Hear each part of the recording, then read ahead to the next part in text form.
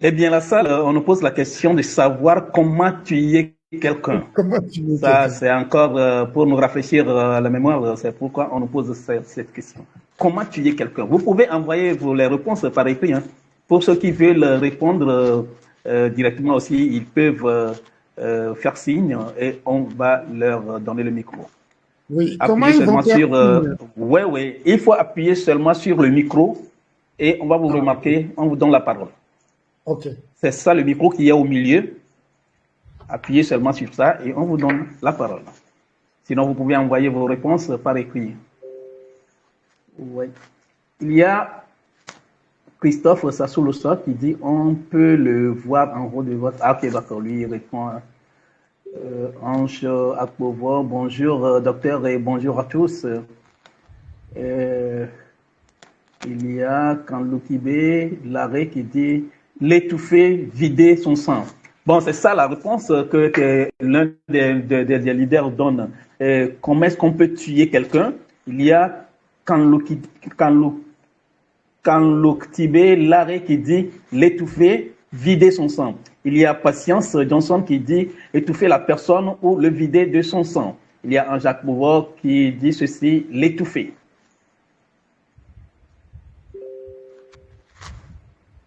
Il y a FIFA Sechofia qui dit en lui privant de l'oxygène ou vider la personne de son sang.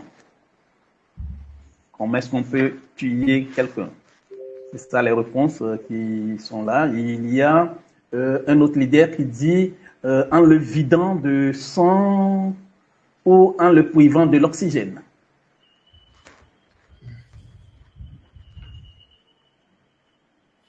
Je n'arrive pas à lire les messages directement, Oui, mais quand quelqu'un comme c'est la écrit, je première vois, fois. mais je n'arrive Oui, pas à lire les réponses directement. Donc, c'est ça. Comme c'est la première fois, c'est pour cela. Il y a Tida Touré qui dit en le privant d'oxygène ou en le vidant de son sang. Il y a Vénice Maïla qui dit en le vidant de son sang ou en le privant de l'oxygène. ouais, ouais, je vois. Il y Maintenant, a j'arrive à lire. Il y a Eric Bézan qui dit étouffer. Comment est-ce qu'on peut tuer quelqu'un? Ce sont là les réponses qui arrivent. Presque tous disent la même chose. Alors, si vous savez comment tuer quelqu'un, qu'il soit malade ou pas malade, comment sauver quelqu'un alors? Eh bien, si vous savez comment tuer quelqu'un, c'est qu'il soit malade ou non, alors, comment sauver quelqu'un? Vous avez la parole, levez la main, on vous donne la parole, puis bon, si vous voulez, vous pouvez envoyer vos réponses par écrit. Nous sommes 62 participants dans la salle. Nous sommes 62 dans la salle. On nous demande si nous savons comment tuer quelqu'un. Alors, comment est-ce qu'on peut sauver quelqu'un? Envoyez vos réponses rapidement. Aujourd'hui, c'est notre première expérience sur Telegram. Et je crois Je que peux bon, cet même, outil sera. vu ce qui se passe, je peux même décaler le thème. Mais j'ai voulu rappeler les choses parce que ça fait 3 semaines qu'on ne s'est plus vu. Donc il faut Effectivement. rafraîchir la mémoire et Oui, permettre à ce que chacun déduise facilement ce qu'on partageait depuis, mais c'est autrement. ça. Oui. Eh bien, il y a un Jacobo qui dit, lui, assurer l'oxygène. Il y a Eric Bézan qui dit, bouche à bouche pour donner oxygène. Il y a Romaus qui dit, il faut l'oxygène et faire circuler son sang. Il y a Dior Diouf qui dit, lui, garantir l'apport en oxygène et la circulation sanguine. Il y a Vifa Sekoafia qui dit, en lui redonnant ce qui peut le tuer, c'est-à-dire l'oxygène et circulation sanguine. Bravo à vous. Bravo, ça veut dire que vous êtes focus. Vous voyez, si vous savez ce qui peut tuer quelqu'un, vous savez ce qui peut sauver quelqu'un. Et ça, tel que vous l'avez dit, c'est en urgence, ça. Donc, vous comprenez clairement qu'en urgence, il suffirait d'étouffer quelqu'un ou de l'étrangler, ou de vider son sang, ou d'arrêter le sang par n'importe quel moyen pour qu'il meure. Et c'est la clé, c'est le secret de la santé. Donc, ça, c'est les formes aiguës où on peut étouffer ou vider le sang brutalement et autres. Vous voyez, par exemple, quand on tire une balle sur quelqu'un, c'est pour le tuer. C'est-à-dire, on le fait saigner. Notre mouton de Tabaski, c'est pareil. Mais quand on met le coussin sur la tête de quelqu'un, sur son nez, c'est pareil. Donc, en urgence, il vous faut de l'oxygène, il vous faut garantir une circulation, une bonne circulation. Et c'est ce qui se fait. Maintenant, vous le savez, si vous le savez, vous savez que ça, c'est ce que j'appelais l'essence de la vie. Alors, je vais me faire appeler ça. Quelle est l'essence de la vie? Alors, quelle est l'essence de la vie? Ça veut dire que tout le monde sait ce qui fait que la vie, ce que c'est que la vie animale ou la mort. Maintenant, quelle est l'essence de la vie? Eh bien, envoyez rapidement vos réponses. Quelle est l'essence de la vie? Quelle est l'essence de la vie? Il y a Tida Touré qui dit déjà oxygène. Il y a Tida Touré qui a déjà dit oxygène. Il y a Kanlo qui dit l'essence. Oui, l'essence de la vie, c'est l'oxygène. Non. Est-ce que l'oxygène est l'essence ou l'essentiel? On nous demande de savoir si l'oxygène... Je dirais plutôt, donnez-moi l'essence et l'essentiel de la vie animale. Comme ça éviterait la confusion. Oui. Donnez-moi l'essence et l'essentiel de la vie animale. L'essence et l'essentiel de la vie animale. Il y a Romarus qui dit circulation sanguine, il y a Diordiouf qui dit circulation sanguine toujours, Tida Touré qui dit circulation sanguine, Ange Akporo qui dit la circulation sanguine, Eric Bézan qui dit oxygène plus bonne circulation sanguine. L'essence et l'essentiel. Maintenant, vous voyez, il y a des gens qui ont donné la bonne réponse, il y a d'autres qui font un peu de confusion. Oui. On appelle essence de quelque chose ce sans quoi la chose n'est pas possible. Je reprends. On appelle essence d'une chose ce sans quoi la chose n'est pas possible.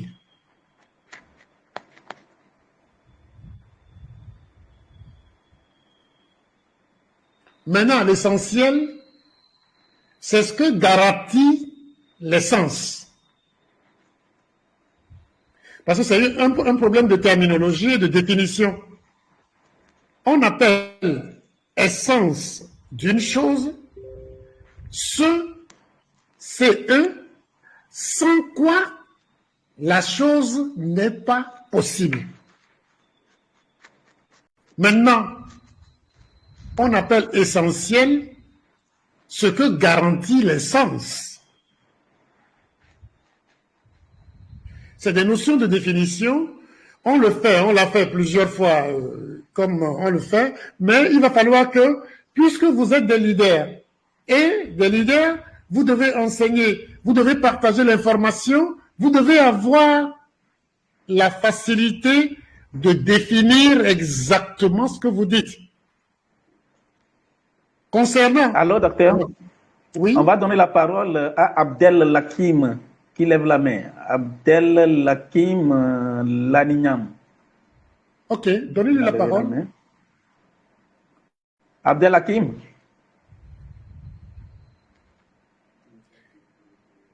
Activez votre micro, monsieur Abdel Lakim Lanignam. Activez votre micro.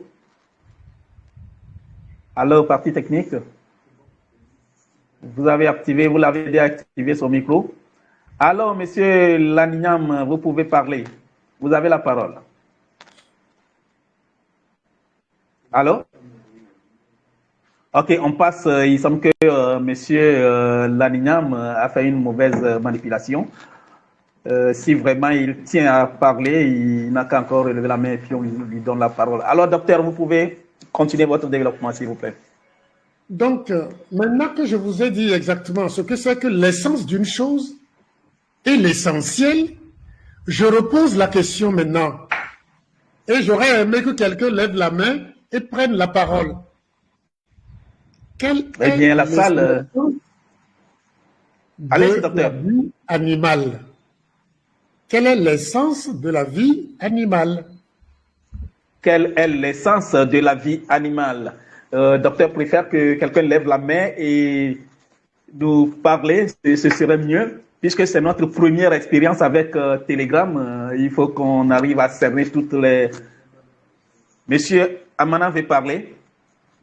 Oui. Activez votre micro, s'il vous plaît, monsieur Amana. Activez votre caméra aussi. Si possible. Alors? Ah oui. Oui. Bonjour, Allô, monsieur bonjour. Amana. Oui. Comment allez-vous? Nous allons tous bien et chez vous? Ça va très bien. Dieu Bonjour, merci. docteur. Bonjour, mon frère. Comment vous allez? Par la grâce de Dieu, ça va. Alhamdulillah. Je crois que l'essence de la vie animale et de la vie humaine, c'est la circulation sanguine, et l'essentiel de l'homme et de la vie animale, c'est l'oxygène. Merci.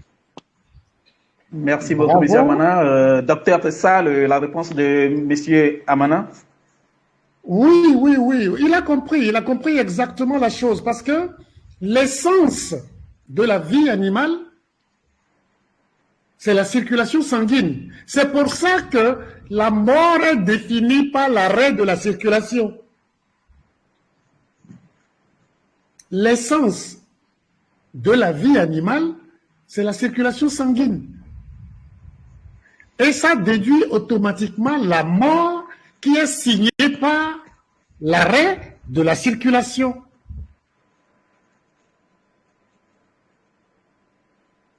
Et ça, il faut que ce soit très clair dans la tête de tout un chacun ici.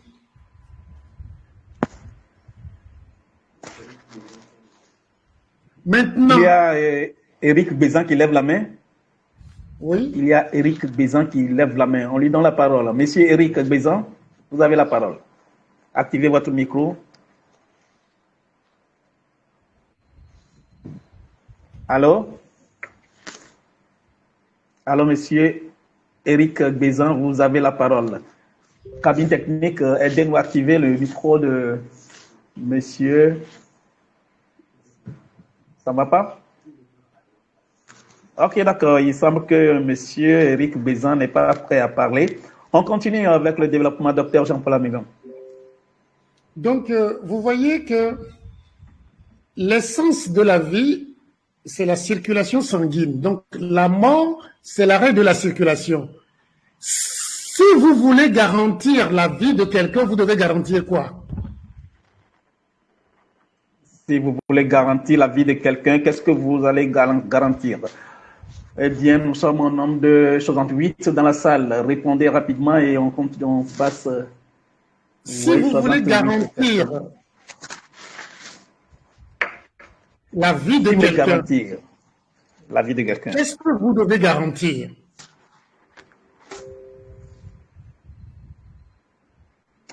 Et il y a Frida qui nous dit la santé, il y a Diordiouf qui nous dit sa circulation sanguine, il y a Eric Bizan qui dit bonne circulation sanguine, il y Vous a voyez, donc là, vous avez compris. Si on ramasse quelqu'un dans la rue, ou bien quelqu'un qui fait un accident, la première des choses à garantir, c'est quoi? La circulation sanguine. Celui qui a dit sa santé n'a pas menti, mais c'est vague, ça veut rien dire. C'est garantir la circulation sanguine. C'est pour ça qu'on prend quelqu'un, qu'est-ce qu'on fait? On lui prend un abord veineux. Et puisque le sang a pour objectif de transporter l'oxygène, qu'est-ce qu'on fait? On lui donne l'oxygène aussi. Vous voyez? Ça, c'est des notions terre à terre banales que vous devez avoir. L'essence et l'essentiel. L'essentiel, c'est l'oxygène, comme l'a dit notre leader et grand frère Amana, Roger, l'essentiel, c'est l'oxygène. Par contre, l'essence, c'est la circulation sanguine. Ça, il faut le comprendre. Et quand vous comprenez ça, vous avez tout dans la main. Tout. En urgence, vous savez ce qu'il faut faire. Et ça, souvent, on n'est pas outillé pour. C'est pourquoi il faut appeler les services d'urgence. Mais, quelques gestes pour garantir ça sur quelqu'un qui a des problèmes, c'est de le tourner sur son bras gauche, de lui faire un bouche à bouche, ainsi de suite. Ça, c'est ce que tu peux faire en dehors des services d'urgence. Mais eux, quand ils arrivent, ils ont des équipements, par exemple, un un défibrillateur, par exemple, pour exciter le cœur, pour que la pompe continue, et d'autres choses. Voilà ce qui se fait. Et là, vous avez compris, vous avez maîtrisé l'essence et l'essentiel de la vie. Maintenant, vous savez que c'est la circulation qu'il faut garantir. Maintenant, si vous voulez rendre quelqu'un malade, sans le tuer, qu'est-ce que vous devez faire? Eh bien, si vous voulez rendre quelqu'un malade sans le tuer, qu'est-ce que vous allez faire? Rendre quelqu'un malade sans le tuer. Vous voulez rendre quelqu'un malade sans le tuer, qu'est-ce que vous allez faire? Maintenant que vous connaissez l'essence et l'essentiel de la vie animale, vous savez, pour préserver la vie, garantir la vie de quelqu'un, vous savez qu'il faut garantir sa circulation sanguine. Si vous voulez rendre quelqu'un malade, il y a les réponses qui sont déjà là. Il y a Fabrice du côté du Togo qui dit perturber sa circulation sanguine. Il y a Diouf qui dit diminuer l'apport en oxygène. Il y a Maurice qui dit le privé d'oxygène. Il y a Mamadou Bassine qui dit compromettre sa circulation sanguine. Il y a Benjamin Karoué qui dit il faut diminuer l'apport en oxygène. Bravo, bravo. Ça veut dire que vous voyez, on n'a pas besoin de faire des doctorats d'assassins légaux pour comprendre ça. Parce que Vraiment. tous les animaux naissent avec la vie. Et il suffit de savoir poser des bonnes questions, vous avez les bonnes réponses. Vous voyez maintenant, on n'a pas besoin d'être un érudit pour comprendre ça. Donc, il faut perturber sa circulation sanguine ou bien il faut perturber l'apport en oxygène. Donc, vous voyez que perturber la circulation sanguine veut dire quoi exactement? Vous avez tout trouvé, hein? Mais maintenant, perturber la circulation sanguine, c'est quoi? Réellement, c'est quoi? Eh bien, réellement, perturber une circulation sanguine. Comment perturber une circulation sanguine? Oui. Envoyez vos réponses rapidement. Nous sommes au nombre de 70 participants dans la salle. Allez-y. Il y a Tida Touré qui dit créer des caillots. Il y a Diouf qui dit avec des caillots. Voilà. Voilà. Il y a Franck qui dit favoriser les caillots de sang. Patience Johnson qui dit coaguler petit à petit le sang. Ange Akbova du côté du Bénin qui dit c'est acidifier son organisme. Il y a Benjamin Karoui qui dit perturber une circulation sanguine. S'il vous plaît. Oui. Vous avez dit quelque chose. Il y a un petit mot qui est sorti qui est différent de ce que les gens disent. Acidifier la circulation, ça veut dire quoi? Oui. C'est de qui là? Je crois que c'est Akovo. Selon ce que vous avez dit. Oui. Oui, c'est Akbova qui dit c'est acidifier son organisme. Bien. Vous voyez, les gens disent il faut coaguler le sang, il faut rendre le sang visqueux, ça dit il faut perturber, ralentir la circulation. Vous avez tout compris. Mais la personne qui ajoute aussi acidifier, qu'il nous dise exactement ce que c'est acidifier. Eh bien, Jacques Beauvoir, qu'est-ce que vous voulez dire par... Mais seulement on va les combiner. Comment acidifier? Oui. Eh bien, Jacques Beauvoir, acidifier l'organisme de la personne, comment est-ce que ça se passe? Est-ce que vous pouvez nous expliquer un tout petit peu? Si vous voulez, on peut vous donner la parole pour répondre. Quand on met des caillots, quand on ralentit la circulation, c'est que sûrement on diminue la perfusion en oxygène de la personne. C'est ça. Oui. Ça, vous le comprenez. Exact. Mais elle a utilisé un mot technique. Elle dit acidifier. Mais acidifier, qu'est-ce que ça veut dire? Acidifier. Acidifier, qu'est-ce que ça veut dire? Mais aidez-nous, hein, ne laissez pas le poids sur Madame Ange. D'autres peuvent répondre, ceux qui savent. D'autres peuvent nous expliquer ce que cela veut dire, acidifier. Tout le monde peut nous expliquer. Exactement. Oui. Il y a Siba qui dit alimentation carencée en oxygène. Il y a Aïssatou qui dit appauvrir son alimentation en oxygène. Voilà. Expliquez ce que cela veut dire acidifier. C'est ça ce qu'ils disent. C'est-à-dire, lorsque tu appauvris son oxygène, en le diminuant, en diminuant la quantité qu'il doit avoir, en diminuant la distribution qu'il doit avoir, c'est la seule manière de le rendre malade, c'est-à-dire de le tuer à petit feu. Vous comprenez maintenant? Vous comprenez que la vie est très simple, la mort, on sait ce que c'est. Entre les deux, on peut amener les gens tout doucement vers la mort, soit en ralentissant leur circulation, soit en diminuant la perfusion en oxygène. Et ça, c'est ce qu'on appelle les maladies. Et les maladies chroniques, les maladies traînantes. Vous comprenez maintenant? Si je veux vous rendre malade, il faut que j'ai un intérêt de vous rendre malade. Je diminue petit à petit votre circulation. Donc, je fabrique des cailloux en vous. Ou bien, je diminue votre approvisionnement en oxygène. Actuellement, globalement, on n'a pas de problème d'approvisionnement d'oxygène. Pourquoi? Parce que l'oxygène atmosphérique est là. Encore suffisant pour le moment. On a peur que la couche d'ozone diminue. On a peur que les gaz à effet de serre nous en privent.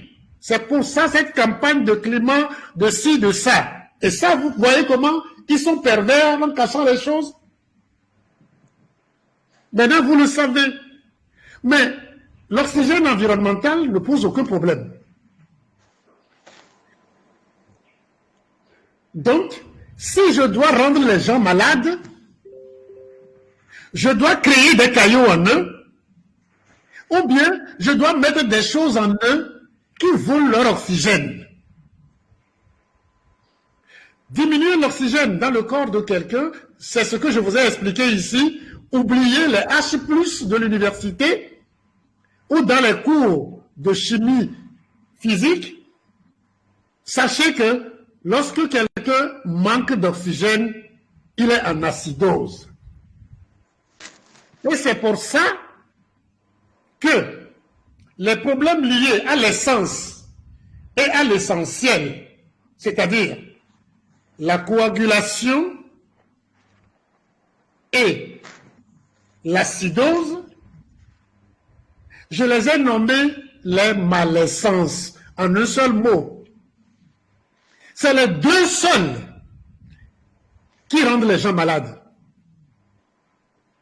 C'est ce que j'ai nommé dans ce que je vous ai partagé plusieurs fois ici, malaisance, en un seul mot, E-N-C-E-S.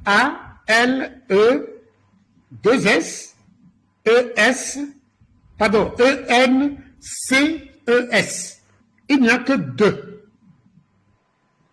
L'acidose et la coagulation. Donc vous comprenez que si vous maîtrisez ça, vous avez des troupeaux d'animaux. Vous voulez rendre les animaux malades, il suffit de faire coaguler leur sang ou bien leur donner des herbes qui ne leur transmettent pas de l'oxygène. C'est tout, les animaux seront malades. Vous voyez? C'est aussi simple que ça. C'est pour ça que vous devez refuser d'être des animaux en cage, en pâture. Et refuser d'être des animaux en pâture, c'est refuser que quelqu'un ne vous prive de votre circulation sanguine ou ne vous prive de l'oxygène dont vous avez besoin.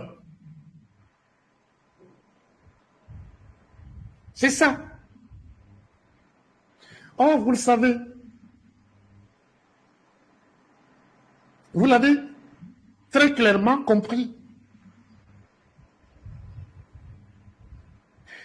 L'oxygène atmosphérique, il y en a encore, parce qu'il y a la forêt, il y a les planctons qui nous enivrent, et avec la lutte contre les gaz à effet de serre, c'est garanti, mais l'oxygène atmosphérique nous est donné par la respiration. Donc vous voyez l'importance des problèmes respiratoires. Mais les problèmes respiratoires aussi sont des problèmes liés au malaisance. Mais la respiration ne nous donne que 5%. La preuve, quand je prends l'air que j'inspire et je compare ça avec l'air que j'expire, c'est-à-dire que je rejette, la différence entre les deux, c'est quoi? 5% d'oxygène. Ce qui suppose que les 95 autres pourcents d'oxygène n'ont pas besoin d'être de l'oxygène libre. Ce doit être de l'oxygène lié ou bien de l'oxygène sous d'autres formes. Et sur cette plateforme ici, nous savons tous que ce qui est appelé l'oxygène sous d'autres formes est apporté par l'alimentation. C'est ce que nous appelons les micronutriments, les vitamines et autres. C'est l'oxygène présenté sous d'autres formes. Et ça, c'est l'alimentation qui nous le garantit. L'alimentation nous garantissant ça, ça veut dire que lorsque tu confies ta nourriture à un cuisinier, ta nourriture à quelqu'un, tu dois t'attendre à ce que si la personne veut prendre ta vie, c'est facile pour lui. Il suffit qu'il introduise des choses qui vous volent l'oxygène ou qui coagulent votre sang. Et le tour est joué. C'est pour ça votre ventre ne doit être pas laissé dans la main de quiconque. Quand il y avait la radio Nostalgie à Lomé, ça n'existe plus, il y a plusieurs années, je faisais une émission sur une de cette radio et je disais aux gens que les médecins, j'ai l'impression que les médecins ne sont que des cuisiniers, des serveurs de bar. C'est-à-dire, ils sont dans un restaurant, on leur donne le plat à mettre sur telle table avec tel numéro et ils prennent le plat, ils vont le déposer sur la table. Mais ils ne savent pas comment le plat est fait et eux, ils distribuent. Ça veut dire les protocoles, tout simplement. Je vous parle des années 2009, 2010, ou bien peut-être avant, je ne sais pas, où je disais ça, que le médecin, j'ai l'impression que nous sommes que des serveurs de restaurants et de bars. La cuisine nous sert le plat avec un numéro et on dépose sur la table. On ne sait même pas ce que c'est, on ne sait pas comment c'est fait. Vous voyez, il y a très longtemps. Mais, vous comprenez très bien maintenant que lorsque vous confiez votre cuisine à quelqu'un, c'est votre santé que vous lui mettez dans la main. C'est votre mort et votre vie que vous lui laissez dans la main. Ah oui, et ça fait peur, hein? Dit comme ça fait très peur. Mais vous avez encore une barrière. Oui, vous venez d'expliquer quelque chose tout de suite en parlant des médecins qui sont comme des serveurs dans les bars. Qu'est-ce qu'on va dire de ceux qu'on appelle délégués médicaux?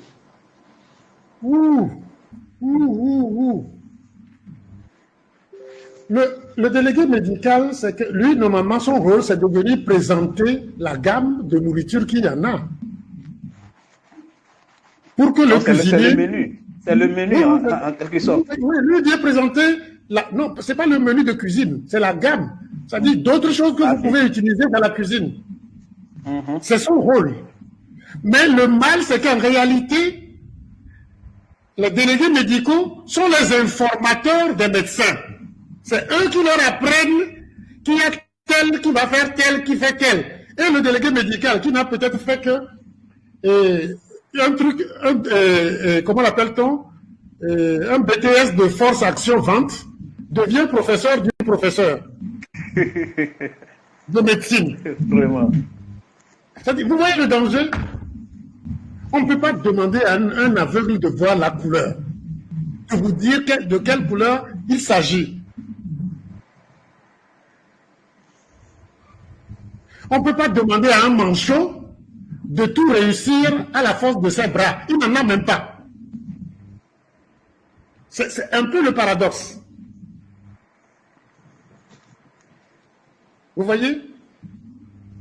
Donc, lorsque vous confiez votre cuisine, vous confiez votre ventre à quelqu'un, la seule chose qui vous reste, c'est de savoir ce que vous acceptez de mettre dans votre bouche. Parce que, comme disent les Anglais, we can force the horse to go to the riverside, but we can never force the horse to drink. Nous pouvons obliger ou bien forcer la bouche du cheval dans l'eau. Mais ce dernier ne boira que lorsqu'il veut. On ne peut pas le forcer à boire. C'est ce que ça veut dire. Donc, la seule chose qui vous reste encore comme barrière, c'est quoi? C'est votre bouche. C'est le choix que vous faites vous-même. Je fais ce développement pour vous éveiller, pour que vous voyez. Ceux qui nous rendent malades savent pourquoi ils nous rendent malades. Et ils savent ce que c'est. Mais là encore, il y a un autre pan que je vais expliquer tout à l'heure. Les nègres, les noirs que nous sommes, n'étaient que des biens meubles. Vous vous rappelez de l'histoire du code noir et tout, et vous savez que le noir n'est qu'un bien meuble, c'est-à-dire comme l'animal dans la brousse qu'on capte, on fait ce qu'on veut avec, comme une chaise ou une table. C'est pour ça d'ailleurs qu'on l'a pris pour utiliser la charrue. Et ça s'appelait esclavage. Mais quand on le prend, en fait, ce que les gens ne voient pas, on croit que c'est votre force physique qu'on prend, c'est votre personne qu'on prend. Non. La preuve, quand on vous prend dans un bateau et que vous tombez malade, on vous jette par-dessus bord. Ça veut dire que votre état animal là, on n'en a pas besoin. Ce dont on a besoin dedans, c'est quoi? C'est votre force. Et cette force est garantie par votre santé. Et vous savez maintenant que la santé, c'est être capable d'ingurgiter autant d'oxygène pour faire tout ce dont on a la capacité, dont on a besoin. C'est ça la santé. Et c'est ce que l'OMS ne dit pas. Avec une définition biaisée, fallacieuse, qui endort même les éveillés. Alors que si on vous disait que c'est l'oxygène qu'il faut garantir pour être en bonne santé, qui ne comprendra pas ça? Les animaux n'ont pas fait d'école de médecine dans la brousse, mais ils le savent. C'est pour ça que quand ils veulent se tuer, ils s'étranglent ou bien ils prennent la bouche. Regardez les trucs sur les vidéos, les télévisions animalières, vous allez voir que les animaux n'ont pas été à l'école, mais ils savent tuer. Donc ils savent tout.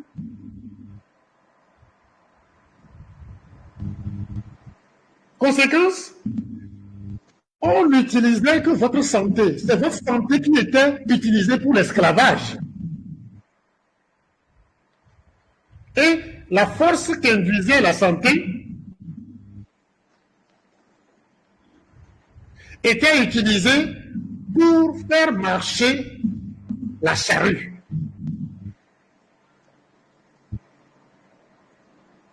Maintenant, il était arrivé un moment où on a constaté que non, on ne peut plus continuer comme ça parce que ces gens-là, même s'ils n'ont pas les mêmes couleurs que nous, ils nous ressemblent trop. Il faut les libérer. On a dit, il faut arrêter l'esclavage. Ce que la France n'a jamais arrêté jusqu'aujourd'hui. La France n'a jamais arrêté ça. Ils disent, ils sont les patries de quoi? De droits de l'homme. Regardez comment ils pleurent maintenant avec tout ce qui se passe.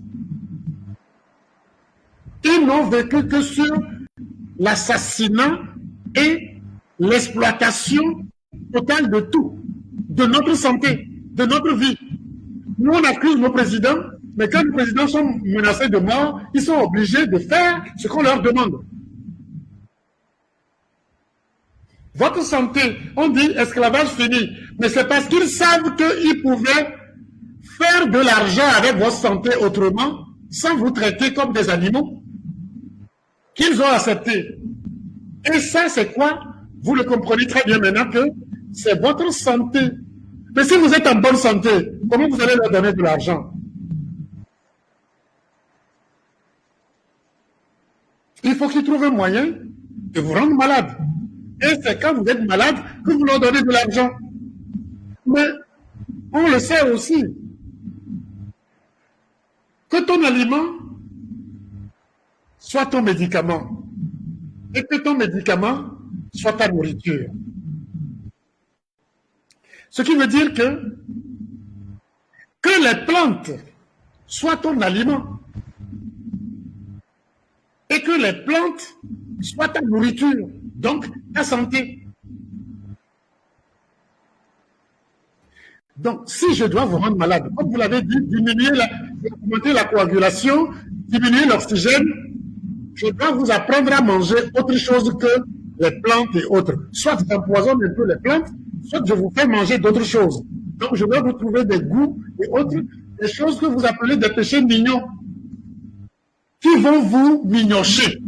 Au lieu de vous mignoniser, ces choses vont vous mignocher. Malheureusement, c'est ce qu'on adore.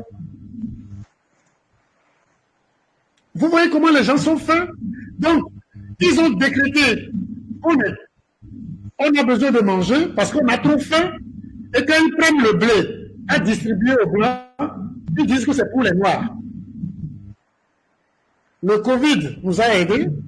La guerre en Ukraine nous ouvre encore l'esprit. Et il y a des cons qui continuent à dire non, c'est dans notre intérêt. La guerre en Ukraine va nous affamer et autres. Nous, on mange le fonio ici. Hein. On mange le maïs. Ce n'est pas le maïs d'Ukraine. Aujourd'hui même au Cameroun, ils sont en train de fabriquer du pain avec du manioc. Bon, vous comprenez? C'est que le manioc sera empoisonné très bientôt si on ne prend pas garde. Vraiment. Ils sont prêts à tout. Vous voyez que la santé n'est autre chose que l'alimentation. Rien d'autre. Mais si on vous laisse manger comme vous voulez manger, qui sera malade? Qui cotisera? Donc, je dois savoir de quoi je vous empoisonne et vous venez acheter chez moi ce qui vous manque. C'est pour ça, je vous le révèle, vous le savez aussi, mais moi je ne fais que le révéler. Tous les agrochimiques, les laboratoires agrochimiques sont les mêmes laboratoires qui fabriquent vos médicaments. Ils savent de quoi ils vous empoisonnent et ils savent comment vous prolonger un peu la vie pour que vous soyez l'animal parfait. En diminuant votre espérance de vie, qui est devenue 70 ans, alors que c'est à 70 ans que vous êtes jeune, on vous dit que vous êtes trop vieux en ce moment. Vous voyez? Parce que ce qui les intéresse, c'est l'argent, l'argent, l'argent. Or, l'argent, le vrai, c'est l'or, c'est le pétrole et autres que Dieu a mis sous terre. Mais ils ont réussi à transformer notre sang en pétrole rouge.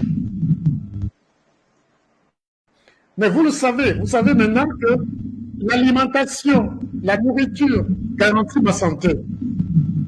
Donc on doit vous faire manger mal pour que vous tombiez malade. Et toutes les maladies héréditaires, les maladies chroniques, craignantes, dites même inguérissables, vous voyez, sur le plan mental, on a créé une religion pour vous faire croire qu'il y a des maladies incurables, inguérissables, et on invente même des maladies qui n'existent pas. Je dis ça pour rappeler à ceux qui ne sont jamais connectés sur notre plateforme ce que nous partageons. J'ai pris le temps petit à petit de vous amener à comprendre que l'hypertension est une escroquerie. J'ai pris le temps de vous amener à comprendre que l'hypertension et le traitement à vie de l'hypertension est un dol. D-O-L, dol. Et vous comprendrez. J'ai pris le temps de vous dire aussi que le diable, vous pouvez fouiller, c'est celui qui peut vous corrompre ou bien qui peut vous pousser dans la corruption. Ce n'est pas le diable dessiné tel que vous le dessinez, pour tout ça, voir. Non. Si je viens à vous rendre malade, c'est que je suis diabolique. Je vous rends malade.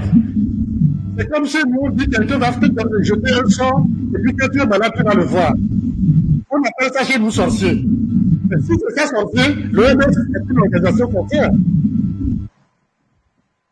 Ben oui, c'est ce que vous appelez sorcier. Le sorcier là m'a jeté un sort, et puis après, je suis parti payer, et il m'a guéri. Eh bien, qu'est-ce qu'on vous fait tous les jours? Vous voyez? Mettre le feu, puis il revient en sapeur-pompier. Ah ben oui. Et c'est ce qu'ils font. Mais vous savez que l'alimentation est la clé. Dans notre culture, qui garantit notre alimentation, notre nourriture? Qui a la clé de notre cuisine? Je vous pose la question. Reprenez encore, docteur, s'il vous plaît. Dans notre culture, ou bien dans notre culture de sauvage, qui garantissent notre alimentation et qui ont la clé de notre cuisine? Eh bien, la salle, la question nous est posée. Il y a Dior qui dit déjà, il y a des interférences dans le... Oh bon, ok, ça c'est... Il y a Dior qui dit toujours les femmes. Bravo. Vous voyez que... Il y a Kando qui dit nos mamans. Eh ben oui. La femme, c'est pour ça, c'est elle seule qui garantit la vie, la protection de la vie et la prolongation de la vie. Et c'est pour ça la cuisine lui appartenait. On a dit que nos aïeux étaient sauvages et que c'est seulement les femmes qui font ce qui font cela. C'est là la clé. Parce que l'homme n'a jamais été enceinte. Et la femme ne peut pas faire des enfants qu'elle va tuer. Donc, elle prend soin de protéger sa progéniture.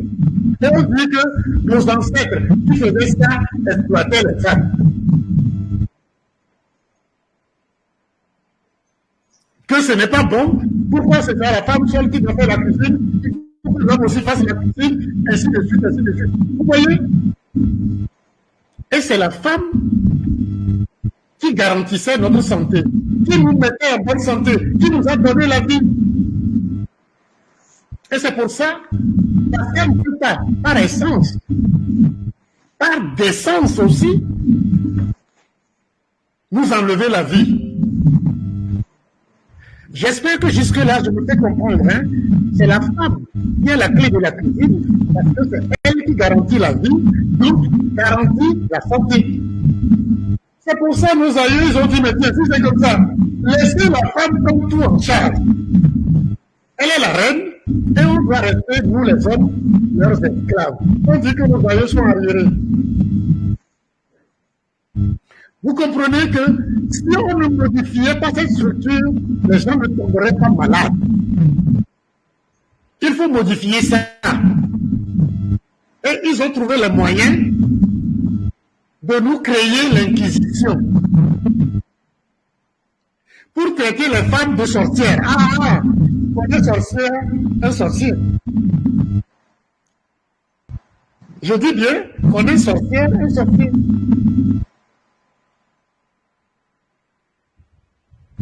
Ils ont traité les femmes de sorcières parce que les femmes tuent les hommes. Je ne veux pas dire que les femmes ne tuent pas les hommes. Mais quand elle veut te tuer, c'est facile parce que c'est elle qui est l'accusée. Elle t'empoisonne et dit un point. On n'en parle plus.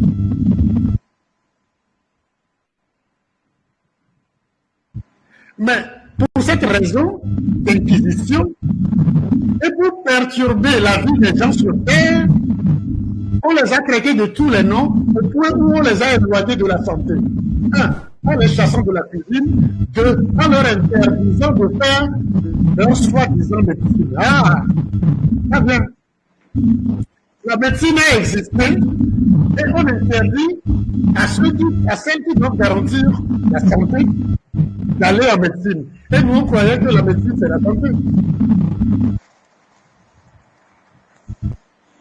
On crée quelque chose, soi-disant, pour préserver la santé, et la personne naturelle, pour garantir la santé, on l'éloigne. Parce qu'on la traite de sorcière. Voilà comment la femme a été éloignée longtemps, jusqu'en 1812. Jusqu'en 1812 de la médecine. Une femme ne peut pas entrer en faculté de médecine, en école de médecine. En ce temps, c'était des écoles. Vous voyez? C'est comme ça que la première qui a été médecin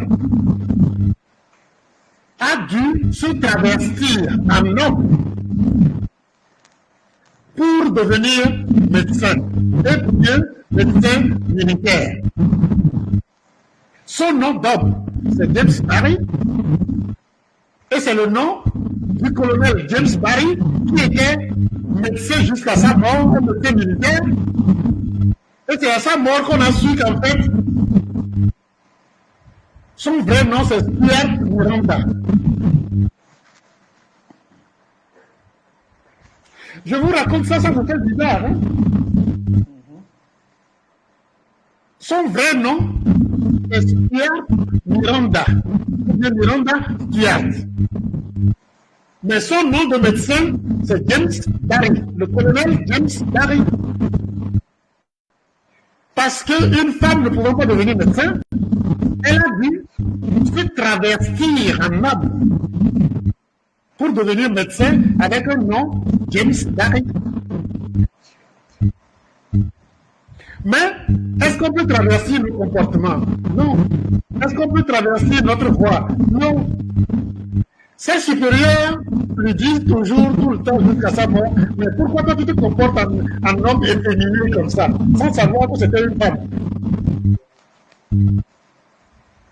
Et à sa mort, on leur a dit en fait, elle a été et est restée toujours une femme.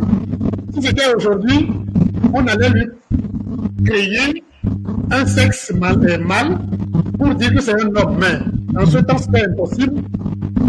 Et c'est comme ça qu'une femme est devenue médecin pour la première fois en 1819. Elle est rentrée en 1812 à la faculté et en est sortie en 1819. Et il fallait attendre jusqu'en 1872 pour que la deuxième femme médecin sorte. Je vous raconte ça pour que vous voyez à peu près. Donc, si nous voulons être en bonne santé, nous savons qu'il faut bien manger. Bien manger n'est pas manger ce qui est succulent, parce que les mauvais aliments ont bon goût, alors que les vrais aliments sont amers. C'est comme ça que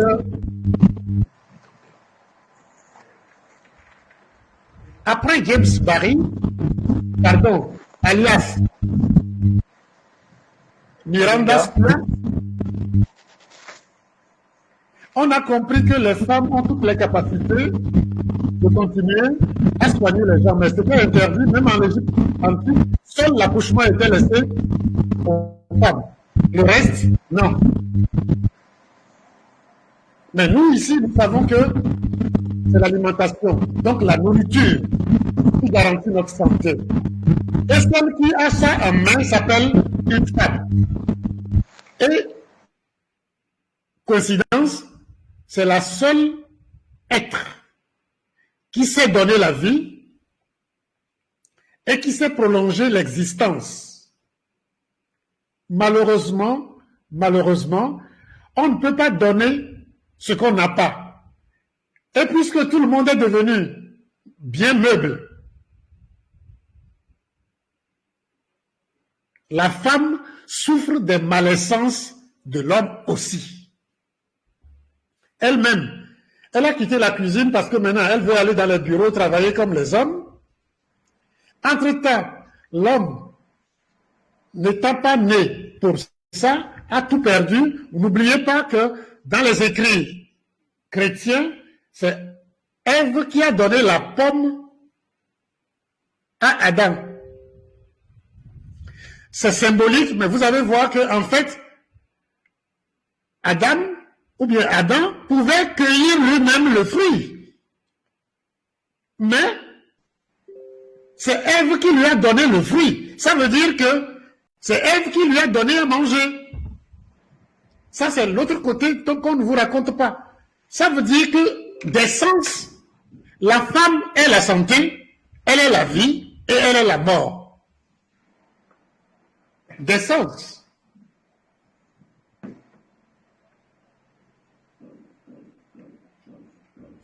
Mais cette femme-là, la seule que Dieu a créée pour perpétuer la vie, pérenniser la vie, protéger la vie, donner la vie.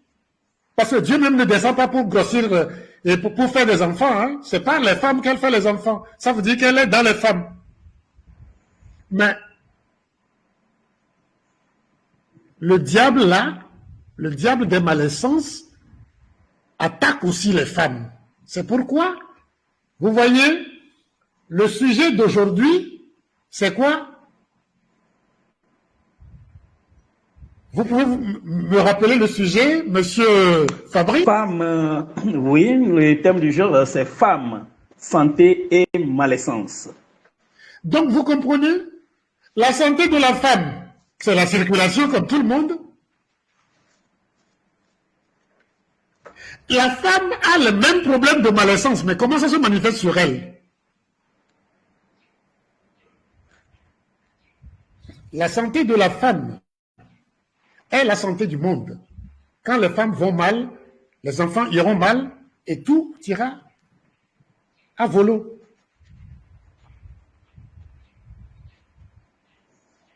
La femme doit garantir la santé, vous comprenez très bien. Mais elle souffre des mêmes malaisances que les hommes. Alors, comment ça se manifeste sur elle? Je suis content que j'ai vu le grand gynécologue Amadou Mohamedou connecté, je l'ai vu connecté. Je ne vais pas lui voler la vedette de la gynéco. Mais la femme souffre des problèmes de malaisance que le gynécologue est le plus habilité à voir.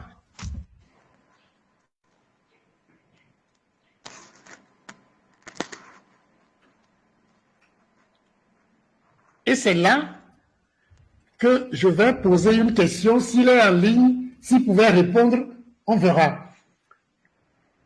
Il y a un truc que je vous ai dit, qui n'est pas une maladie, qui n'est pas un problème.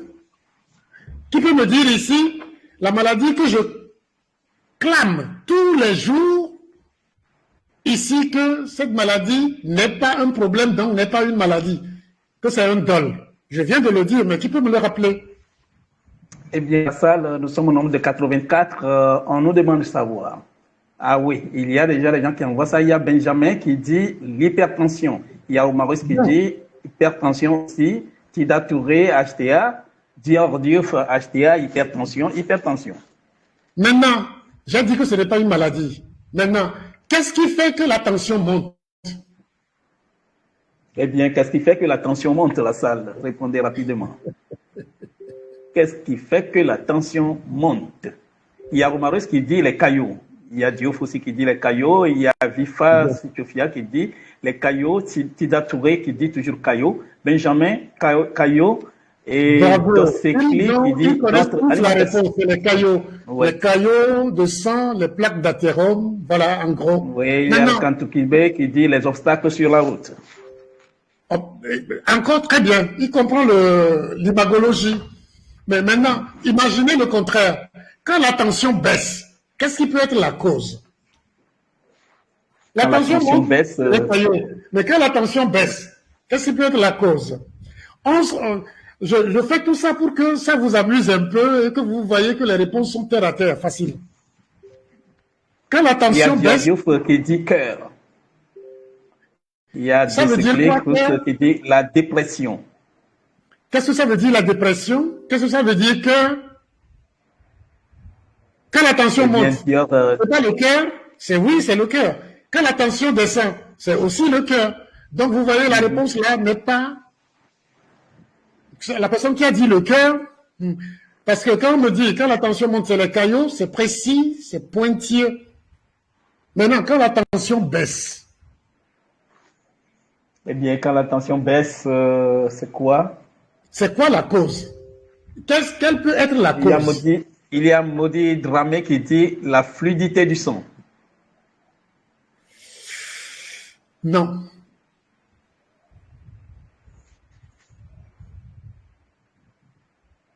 Quand la tension baisse, quelle peut être la cause? Il y a Jato Bibirando du côté du Togo qui dit une bonne circulation sanguine. Une bonne circulation sanguine ne peut pas baisser la tension. Ou bien la pression artérielle.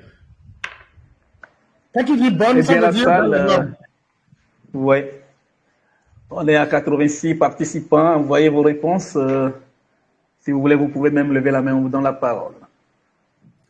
Vous voyez, c'est ce que je veux que vous sachiez. C'est-à-dire, je veux que vous soyez des gens qui savent se poser des questions et trouver les vraies réponses. Sinon, on va vous traiter de moutons, on va vous donner de gros diplômes et vous serez de bons professeurs ou docteurs en médecine assassins. Et c'est pour ça, je veux que vous raisonnez par vous-même, parce que la santé, c'est le plus grand bien qui soit, qu'on ne doit confier à personne d'autre, sauf pour des particularités essentielles. Mais là, il faut que les animaux ont la santé dans la brousse, ils savent se soigner dans la brousse, ils n'ont pas besoin de médecins, sauf si nous prenons ces animaux, on les met dans les cases, ou on les met dans nos maisons. Là, ils ne sont pas dans les conditions naturelles. C'est seulement là qu'ils ont besoin de médecins. Dans la brousse, tout se fait naturellement, seul.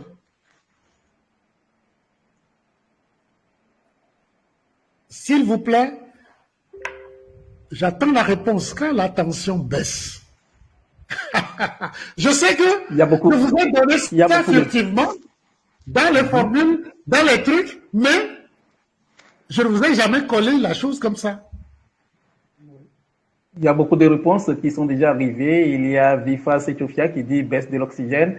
Il y a MCK qui dit la baisse de la pression. Et Diordiouf qui dit dissoudre les caillots. Il y a Kanlokitibé qui dit diminution du flux sanguin. Et Ariki qui dit c'est toujours le caillot. Il y a Nanang qui dit c'est le rythme cardiaque. On dit hypotension, les gens disent diminution du flux sanguin. D'autres disent c'est la baisse de la pression. C'est comme s'ils n'ont pas parlé, ils ont fait pipi seulement. Ils n'ont pas parlé. Parce qu'on dit diminution de la pression, diminution de la tension, c'est ça l'hypotension. Il y a Romaris qui dit diminution du volume sanguin. Comme là, Justin qui dit c'est quand le volume du sang est... S'il te plaît. Il dit diminution du volume sanguin. Bravo. Voilà quelqu'un qui dit quelque chose de sensé. Ça, c'est un. Ensuite, il y a, comme là, Justin qui dit, c'est quand le volume du sang est insuffisant. Voilà encore. C'est-à-dire, maintenant, les bonnes réponses arrivent. Oui, ensuite. Il y a Dieneba qui dit Mauvaise circulation très ralentie, toujours les cailloux. Il y a Dosekli qui dit c'est lorsque le cœur n'arrive pas à bien son. Pardon. Oui. Quand il dit ralentissement de la circulation sanguine, vous vous rappelez la formule que je vous ai donnée ici sur la pression artérielle? Vous vous rappelez de la formule? Vous vous rappelez cette formule-là?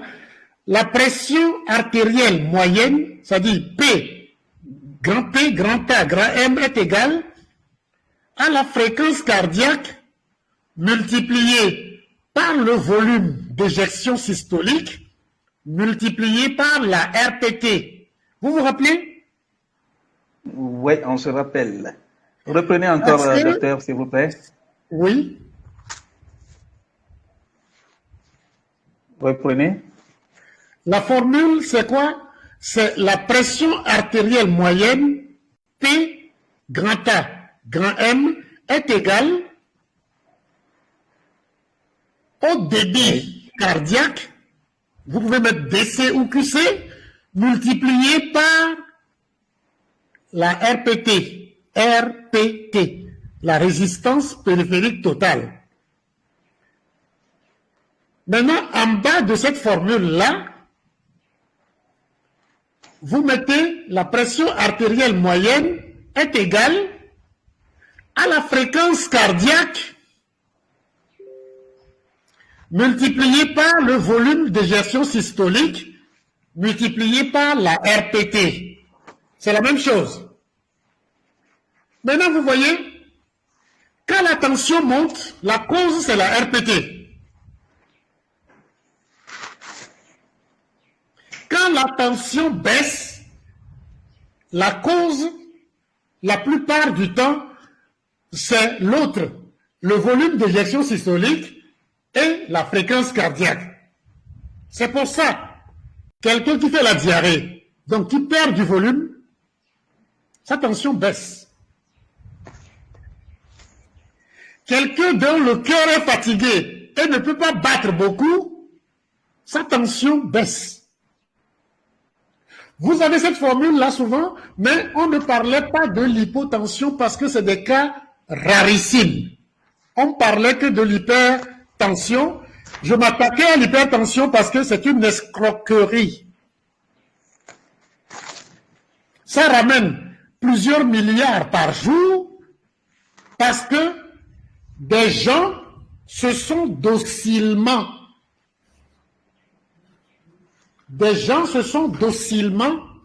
donnés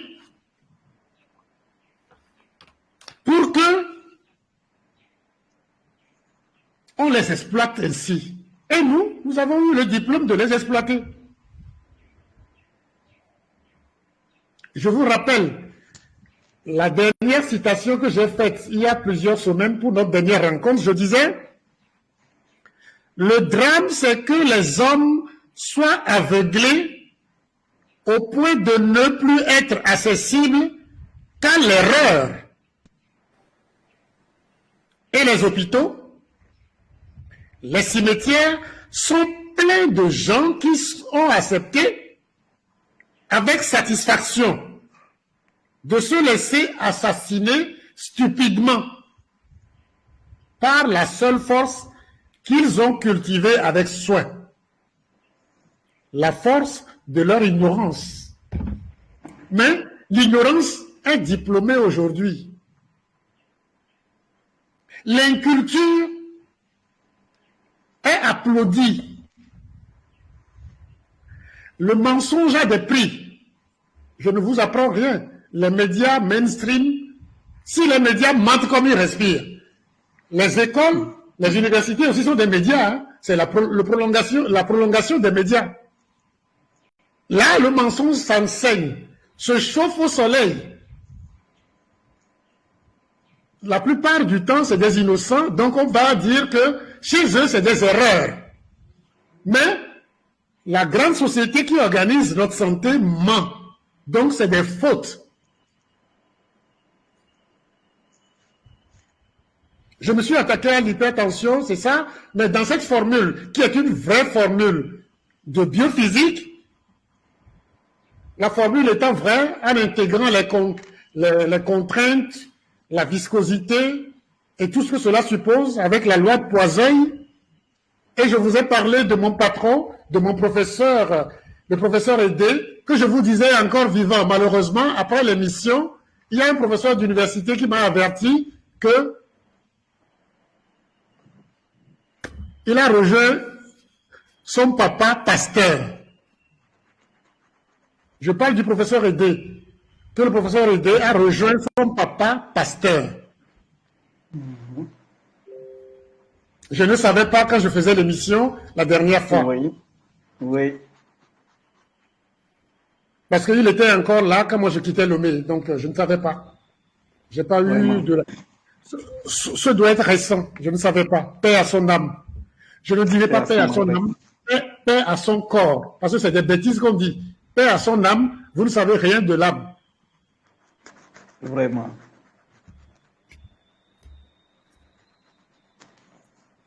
Voilà. Donc, vous voyez maintenant, l'hypotension peut survenir quand le cœur est fatigué, en cas d'insuffisance cardiaque, ou bien lorsque le volume a baissé, comme les gens l'ont dit. Et le volume baisse lorsque on fait une diarrhée, par exemple.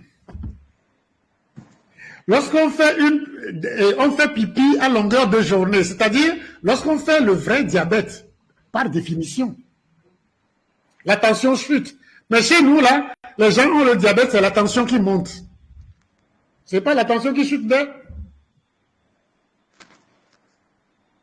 Donc, vous comprenez, c'est une parenthèse pour l'hypotension. Si quelqu'un a des problèmes d'hypotension, ça veut dire que le cœur est fatigué, ou bien le volume a diminué. Le volume diminue chez l'homme lorsqu'il fait la diarrhée, ou bien lorsqu'il saigne. Lorsqu'il saigne, le volume diminue. Lorsqu'il fait la diarrhée, le volume diminue. Et ça, on n'a pas besoin d'être médecin pour comprendre ça. Maintenant, vous le comprenez très bien.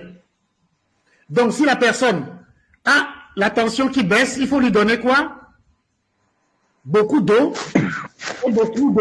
Vous avez tous fait la diffusion et puis l'osmose. Donc, vous comprenez que vous donnez les solutions qui gardent l'eau, des solutions salées.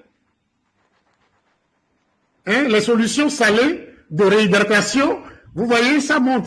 On peut perfuser. Mais si vous faites tout ça et que le cœur est fatigué, c'est en vain aussi. Donc, vous comprenez. L'hypotension, en fait, c'est lié au volume et au cœur, comme les gens l'ont dit, mais précisément à l'insuffisance cardiaque et à l'hypovolémie. Alors que l'hypertension, c'est la répétée, l'hypotension, c'est le volume et la fréquence cardiaque. Ça, ce n'est qu'une petite parenthèse. Vous savez maintenant que l'hypertension est une escroquerie. Vous le savez bien. Maintenant, et c'est là que j'invite encore mon collègue et éminent gynécologue qui est en ligne, s'il peut nous rappeler un peu ce qu'on appelle une toxémie gravidique, c'est-à-dire une toxémie gravidique, et nous parler un peu de l'éclampsie. Et vous allez voir. J'ai parlé de femmes, santé et malaisance. Vous allez voir. Je ne sais pas s'il est connecté, mais c'est l'ami de notre partie technique. C'est docteur, oui, son nom c'est docteur Amadou.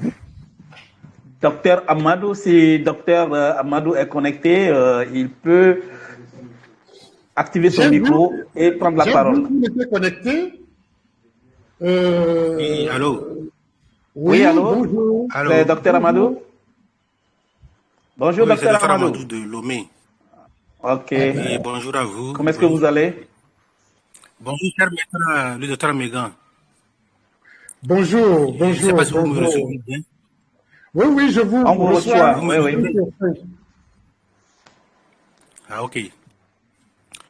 Donc, je tiens d'abord à remercier publiquement le docteur Amegan, que j'appelle affectueusement cher maître. Merci. Parce qu'il nous apporte de la lumière.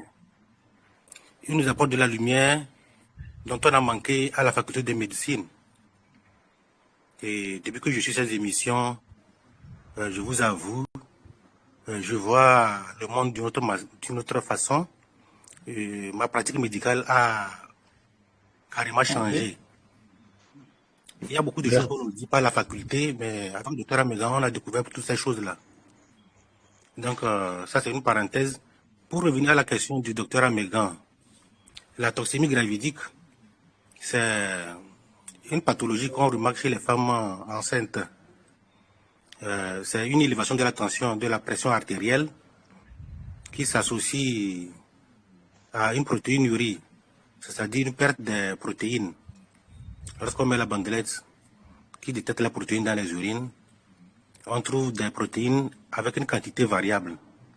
Donc, quand la quantité est petite, on dit une croix. Quand la quantité est moyenne, on dit 2 croix. Et quand la quantité est élevée, on dit 3 croix. Donc, à un moment donné de la grossesse, aux environs, cela arrive souvent aux environs du 5e mois. Aux environs du 5e mois ou au-delà, la tension artérielle s'élève brusquement. Et la femme, elle est bouffie de partout. Son corps gonfle et elle pisse ses protéines. Voilà. Et à un moment donné, si elle n'a pas un bon traitement, elle a ce qu'on appelle l'éclampsie. C'est-à-dire qu'elle pique une crise subitement et tout le corps se met à vibrer. C'est comme une crise d'épilepsie, sauf qu'elle ne met pas des urines. Donc, elle fait des crises comme, pour ceux qui ont vu une fois en passant une crise d'épilepsie, donc tout le corps tremble. Et le plus souvent, si on ne fait pas une césarienne tout de suite, l'enfant meurt. Et après, la maman suit. Donc, c'est une pathologie très meurtrière en gynécologie obstétrique. Donc, je crois que j'ai répondu en quelque sorte. Bravo. Vous avez répondu. Merci beaucoup, docteur. Oui. Vous avez été brillantissime académiquement. Vous avez été brillantissime académiquement parce que c'est ce qui nous est enseigné dans nos certificats de gynéco et dans les spécialités gynécologiques. Oui. C'est exactement ça. Maintenant, voilà. Vous avez parlé tout de suite de la mort de l'enfant et peut-être de la dame. Mais nous savons ici, sur notre plateforme ici, que la mort ne survient que dans 2 circonstances. C'est-à-dire, lorsque le sang s'arrête de circuler ou bien lorsque l'oxygène disparaît. Mais surtout lorsque le sang s'arrête de circuler. Vous avez parlé des urines qui sortent de la protéine, c'est-à-dire la pression, c'est des noms barbares, mais la pression oncotique, c'est-à-dire ce qui doit retenir, comment l'appelle-t-on, l'eau dans le vaisseau sanguin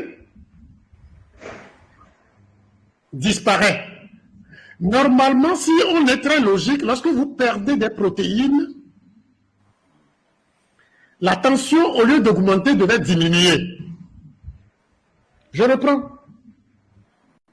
Lorsqu'on perd des protéines, la tension, au lieu d'augmenter, devait diminuer. Parce que ce n'est pas le volume qui fait augmenter la tension. Je viens de l'expliquer tantôt. Quand je démontrais que l'hypertension, je l'ai démontré plusieurs fois, est due qu'au caillot. Mais on nous enseigne qu'il y a perte de protéines. C'est ce qui est enseigné. Mais quand vous avez perte de protéines, c'est la pression oncotique qui diminue. Normalement, la pression oncotique ne peut pas faire élever la tension. Mais c'est enseigné comme ça. Tout à fait. Ça ne peut pas faire élever la tension. L'hypertension n'est pas un problème. Ce n'est pas ce qui tue parce que quand le volume diminue quelque part, le corps s'efforce à augmenter l'oxygénation, à augmenter la circulation. Donc vous voyez que avec la baisse de la pression oncotique, c'est la tension qui diminue et le cœur va forcer à l'augmenter. Ce qui paraît logique, scientifiquement. Mais c'est enseigné comme ça. Ce qui suppose que cette maladie qui est traitée de la façon dont elle est traitée, je ne vais pas entrer dans les détails, on ne va pas ennuyer les gens ici. La tension ne monte que lorsque le sang a des obstacles. Mais je vais entrer un peu dans les détails gynéco, dans la spécificité de la femme, tout à l'heure. Avec ma découverte et ma compréhension de la chose, vous allez voir. Vous voyez, lorsqu'on veut créer un village, ou bien on veut installer un village, il faut s'assurer d'une source d'eau à côté du village. Lorsqu'on veut installer un village, ou bien lorsqu'on veut créer un village, il faut s'assurer d'une source d'eau à côté. Ou bien, il faut s'assurer du fait que la nappe phréatique n'est pas loin, on peut faire des puits. C'est comme ça qu'on installe un village. Un village, c'est pour faire vivre des gens. Je le dis toujours, nous sommes dans la nature. Nous sommes la nature, et la nature est en nous. La femme est la nature. La femme est la terre. Quand je fais cette comparaison, les gens rient. Je dis toujours que la femme est comme la terre. Elle fait des tremblements tout le temps. Et quand elle fait des tremblements, il y a des coulées de lave. Le gynécologue va rire de ce que je vais dire. Il y a des coulées de lave. Et lorsque l'éruption s'arrête, on va se baigner dans le cratère du volcan. Parce que dans ce cratère-là, il y a un lac. Et on se baigne dedans. Vous voyez l'image que je donne? La femme est comme la terre. Elle fait des éruptions volcaniques tous les mois, quand elle est active. Et lorsque l'éruption s'arrête, le cratère du volcan devient un lac. Et nous, on va se baigner dedans, comme des enfants. Vous voyez ce que c'est?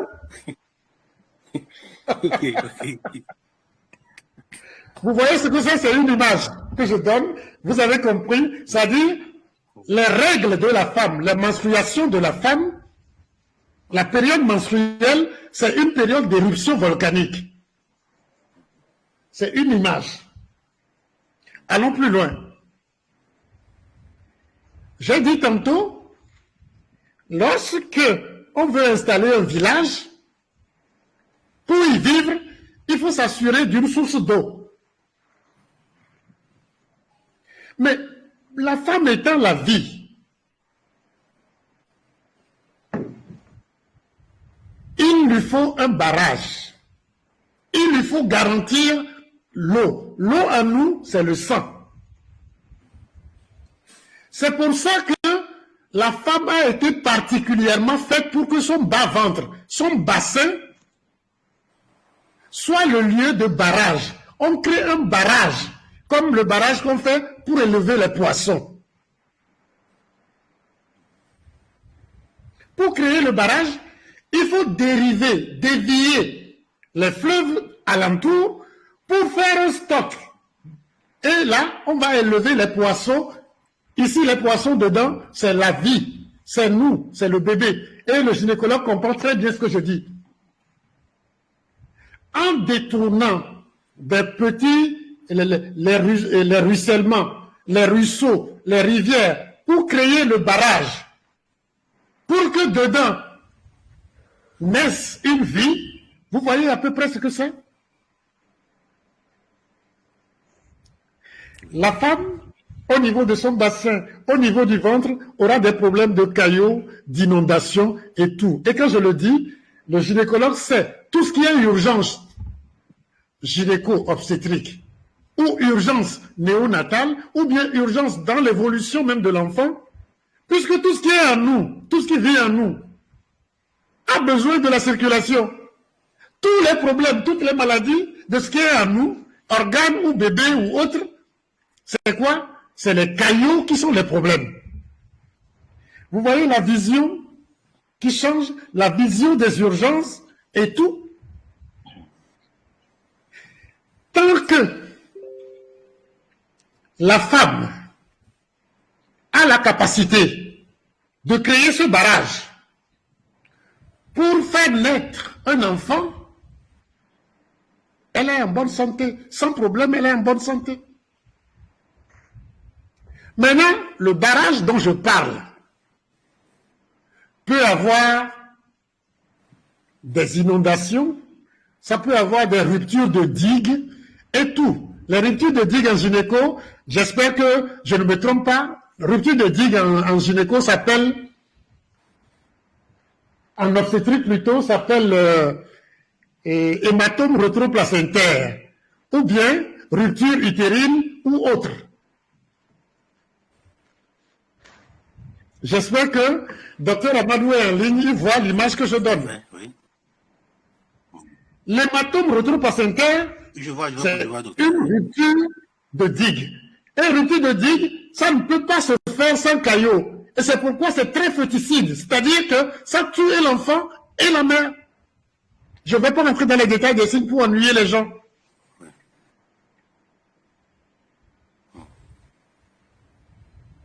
Vous voyez cette vision qu'il faut changer? Mais dans les urgences, il y a avortement. S'il y a avortement, ça veut dire que l'enfant est mort. La mort, c'est que les caillots. Je vous donne des exemples ici. J'ai pris une dame ici qui a fait 9 ans comme ça. Grossesse, avortement, grossesse, avortement, grossesse, avortement. Et quand j'étais arrivé au Sénégal, on me l'a confié. Je l'ai mis que sur Saint-Tron. Un cas. Elle est partie voir sa gynéco. La gynéco tremblait au point où, très polie, cette gynéco-là, si elle m'écoute, je lui jette des fleurs. Elle a pris soin de m'envoyer une lettre. C'est dangereux, ceci, cela, mais je ne sais pas les raisons pour lesquelles tu as mis. Et je veux savoir plus. Et je lui ai expliqué, je lui ai dit, que c'est la gynéco toujours qui l'avait suivi depuis qu'elle faisait ses avortements, ses fausses couches et autres. Donc, je lui ai répondu. Et elle a accepté poliment, elle a laissé le centro que je lui ai dit d'arrêter 10 jours à une semaine avant l'accouchement. Et voilà comment la dame, en 2017 ou en 2018, a eu pour la première fois un enfant. En ce moment, la boîte de Centron ici coûtait 1400 francs CFA. Une boîte faisait 4 mois. Vous voyez ça?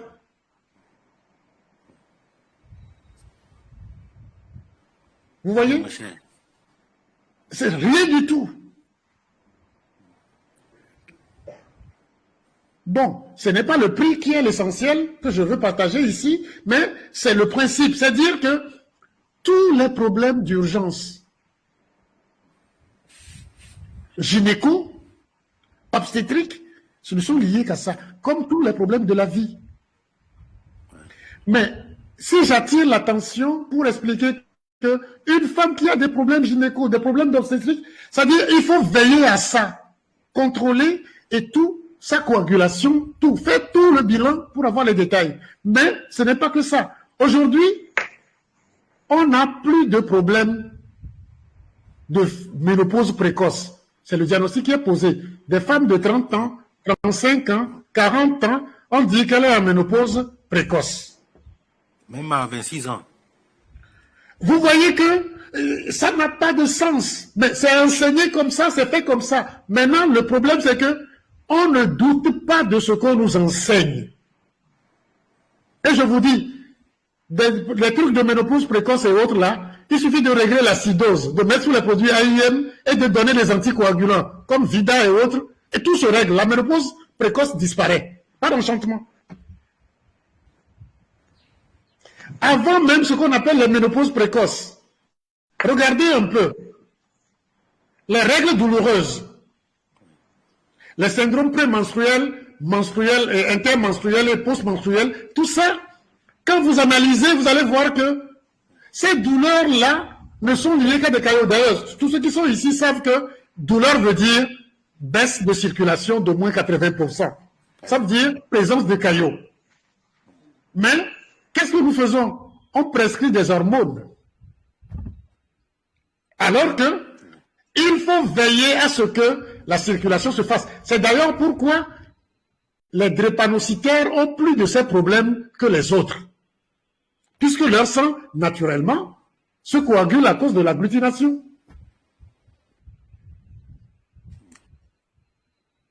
Vous voyez?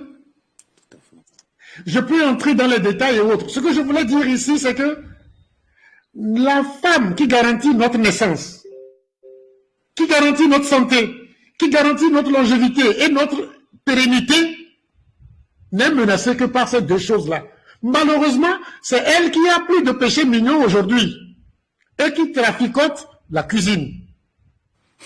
Elle-même en souffre déjà avec les syndromes prémenstruels, la ménopause précoce comme par enchantement, les avortements par ici, les fausses couches par là, et puis c'est elle qu'on accuse de stérilité, alors qu'elle adore les bouillons, les renforceurs de goût. C'est elle qui déteste les légumes. C'est elle qui déteste les fruits.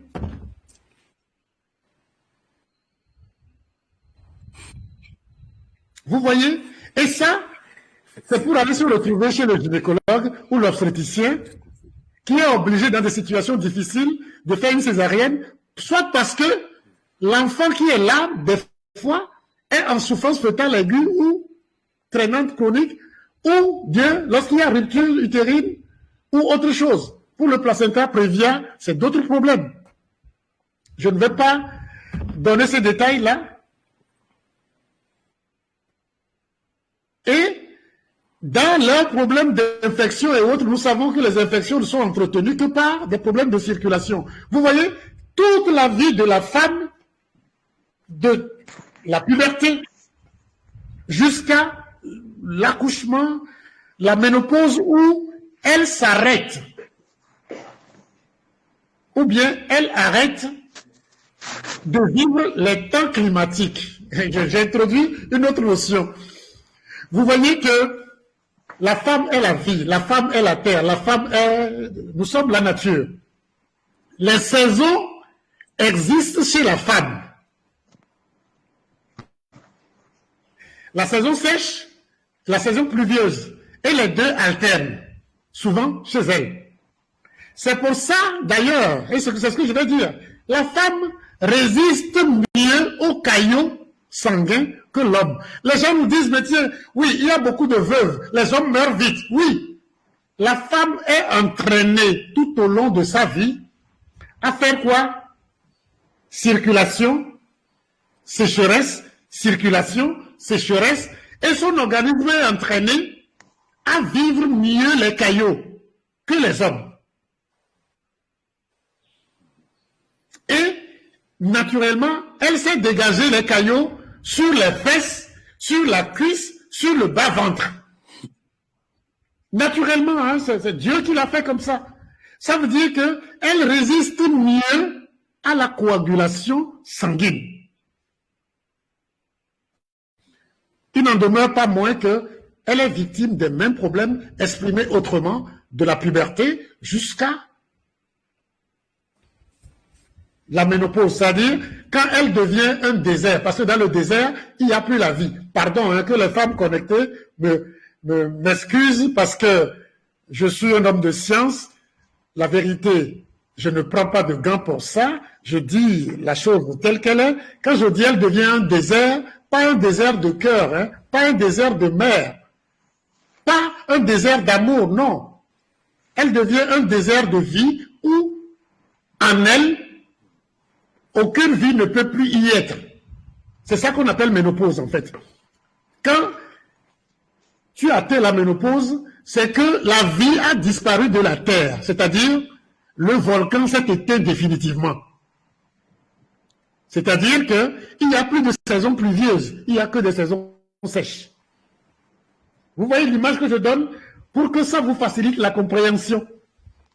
La femme ménopausée a ça, mais malheureusement, étant donné qu'elle fait inondation, sécheresse, qui se suivent, lorsqu'il n'y a que sécheresse, c'est-à-dire là où l'excédent se vide naturellement, n'y est plus, la coagulation commence. Et d'autres problèmes de santé aussi commencent. Vous comprenez un peu? Et la femme, normalement, lorsqu'elle est en ménopause, on doit systématiquement la mettre sous quoi? Sous anticoagulant. Ça va retarder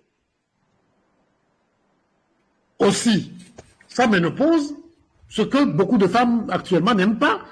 Mais en même temps, ça va leur permettre de faire des enfants aussi beaucoup plus tard. Et ça va leur éviter les maladies chroniques liées à la coagulation. Sans oublier que si elles mangent fruits et légumes, ça va les aider. Bref, nos femmes, nos filles, nos mères, tous leurs problèmes de santé sont liés aux malaisances. Et les malaisances nous sont induites par la malbouffe. C'est-à-dire l'abandon de fruits et légumes pour les péchés mignons. Des choses qui viennent sur nous bouffer notre oxygène. Et c'est ce qu'on doit leur donner. Ce partage que je fais, c'est pour vous dire que la femme jeune jusqu'à sa mort a besoin qu'on lui garantisse l'oxygénation et la circulation sanguine. Et ça, c'est ce que AIM vous offre. Je dirais plutôt, AIM doit être en priorité pour les femmes. Et c'est les leaders femmes qui doivent mener ce combat-là. Si on doit respecter les religions, j'en ai déjà eu des problèmes dans certains voyages. Vous voyez, il y a des milieux où un homme ne peut pas être un gynéco, parce que l'homme n'a pas le droit de voir la femme d'un autre. Mais vous voyez, lorsqu'on faisait l'Inquisition, c'est tout un problème. Et maintenant qu'on accepte que les femmes fassent la médecine et autres, on ne leur enseigne pas la vérité. Une femme enceinte doit manger comme au village, c'est-à-dire fruits et légumes. Fruits et légumes. Comme les animaux le font. Quand les animaux sont enceintes dans la brousse, ils ne voient personne. Ils mangent bien et ils accouchent. Ils n'ont pas besoin de vétérinaire. Mais ici, c'est juste pour vous dire que la vie et la pérennité de la vie vient du fait que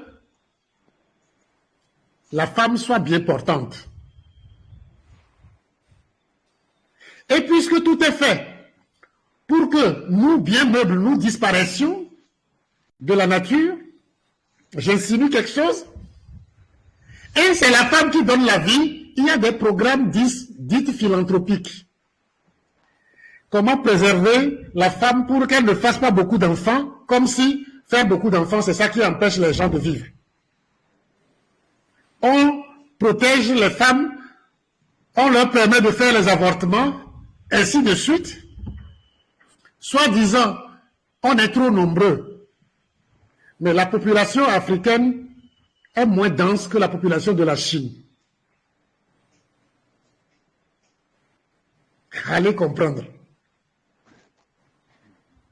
On fait des programmes parce que tous ces programmes-là, en fait, c'est pour empêcher que vous, maintenant qu'on n'a plus besoin de vous, on n'a plus besoin de votre force.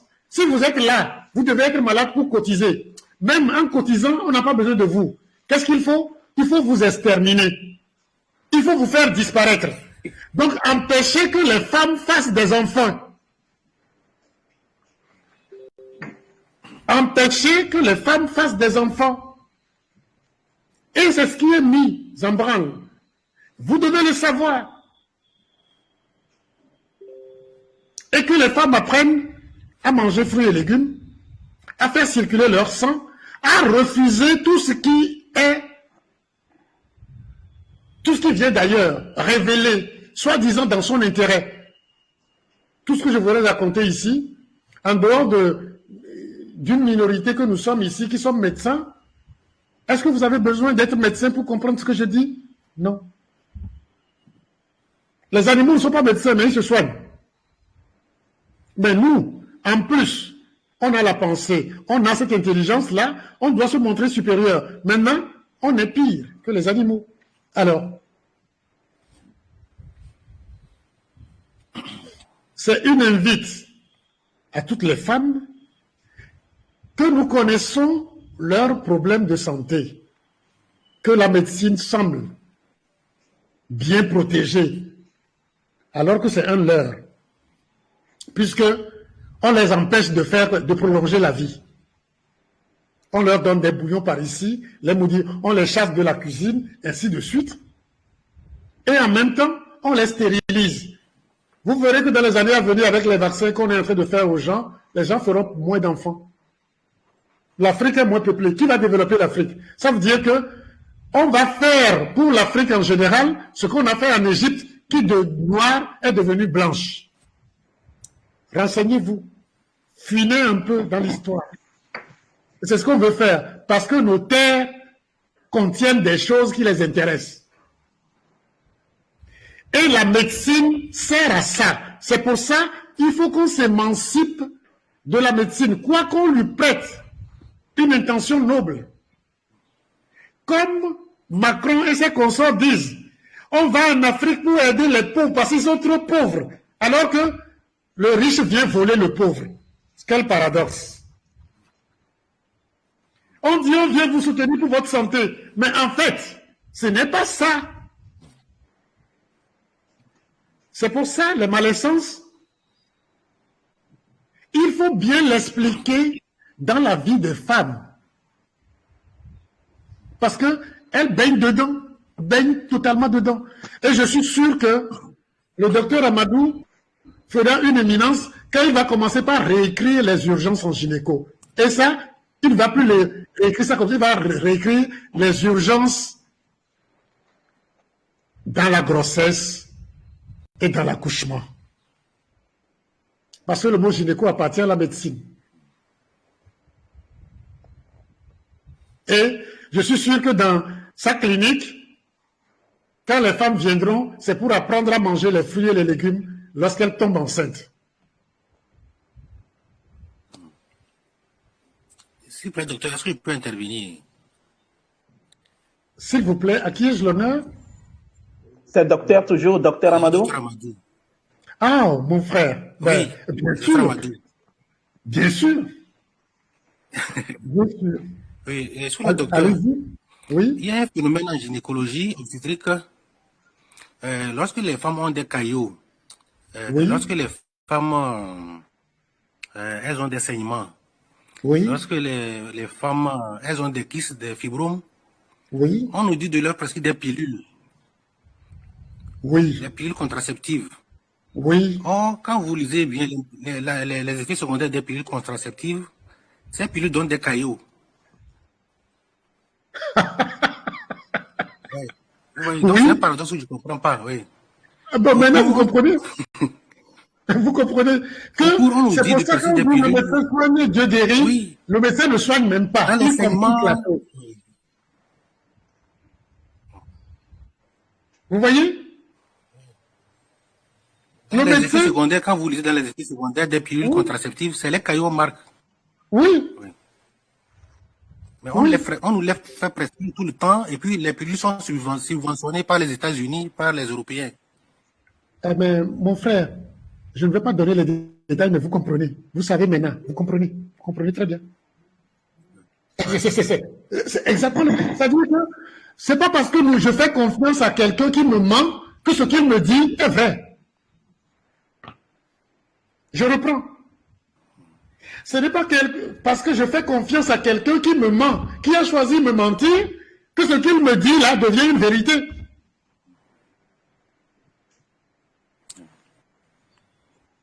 Docteur Amadou, on va se voir en inbox pour ne pas trop ennuyer les gens, parce que, quoi qu'il en soit, vous avez fait tout ce chemin pour en vivre. Donc, on ne va pas ennuyer les gens avec, mais comment vous pouvez prescrire quelque chose qui entraîne des caillots qui sont la cause de toutes les maladies à quelqu'un qui en souffre déjà. Ça veut dire que on les pousse petit à petit à la chirurgie. Et la chirurgie des fibromes n'arrête pas les fibromes. Je peux vous donner tout de suite la clé de combinaison de plantes tout de suite qui mangent les fibromes. Mais je ne le donnerai pas, c'est des plantes. Puisque AIM le fait aussi très bien, donc allez vers AIM. Entre vous et moi, en inbox, on va se partager ça. Comme ça, vous saurez le faire en privé. On est ici sur la plateforme AIM pour partager l'intérêt de AIM. Pourquoi? Parce que être en bonne santé et ne servir à rien, ce n'est pas vivre heureux, ce n'est pas bien vivre. Donc il faut avoir les moyens de se donner les plaisirs de la vie. AIM organise les choses de manière à ce que non seulement vous partagez par amour la santé, mais on vous donne des subsides pour que vous puissiez vivre à l'aise et accomplir votre mission. Je ne vais pas toucher à ça. Et c'est pour ça, le secret là, je vous donnerai ça en inbox. Mais vous comprenez très bien que rien n'est fait. Regardez par exemple, quand je dis, je parle de l'hypertension, c'est comme quelqu'un qui va ouvrir une porte. Ça, la porte est facile, il va l'ouvrir, il va le fermer tranquillement. Mais imaginez qu'il voit de l'autre côté de la porte sa femme qui est agonisante là-bas. Il veut ouvrir la porte ne s'ouvre pas, qu'est-ce qu'il fait? Naturellement, il force la porte pour accéder à sa femme, pour sauver sa femme. Mais maintenant, imaginez qu'on diminue sa force, il n'a même pas la force de forcer la porte. Est-ce qu'il peut accéder à sa femme? Non. Est-ce qu'il peut sauver sa femme? Non. Comprenez que l'hypertension, c'est pour distribuer le sang partout. C'est pour ça que la tension monte. Si on en supprime les obstacles, la tension chute seule. Mais quand vous empêchez de forcer, quand vous empêchez la tension de monter sans supprimer les obstacles, sans réparer la porte, votre femme sera de l'autre côté, va mourir. Les pieds et les trucs qui sont à distance, les organes qui n'ont pas de sang, vont pourrir et mourir. Voyez comment nos organes sont malades? Voyez comment les pieds doivent être coupés? Et on va vous dire, chez le diabétique par exemple, on va vous dire, quoi? C'est une neuropathie diabétique. Chez l'hypertension aussi, on va vous dire gangrène et autres. Alors que les deux, c'est pareil. On va vous faire penser à une maladie neurologique, alors qu'il n'en est rien. C'est les caillots, rien du tout. Si on règle le problème des caillots, pas d'amputation.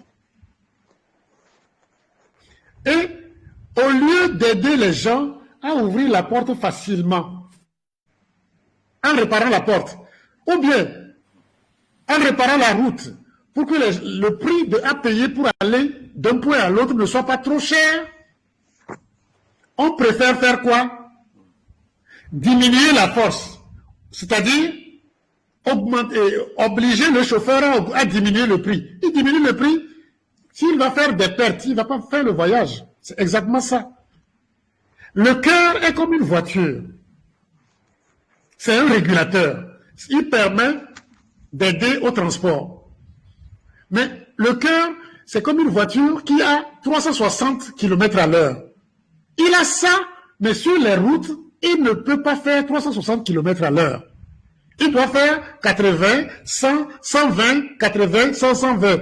Vous ne trouvez pas que c'est curieux, que ça ressemble un peu à la tension? 12. Vous ne trouvez pas que c'est curieux? Pourtant, la voiture a la capacité de faire 260, 360. Mais il ne fera pas.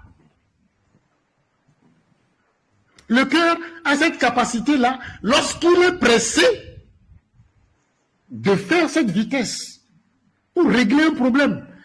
Pas pour mourir, non, pour régler un problème. Et nous sommes à l'image de la nature. Et c'est ce qu'il faut comprendre. Il faut réécrire la santé, réécrire totalement la santé et les problèmes de santé en harmonie avec la nature. Pas avec l'image de guerre.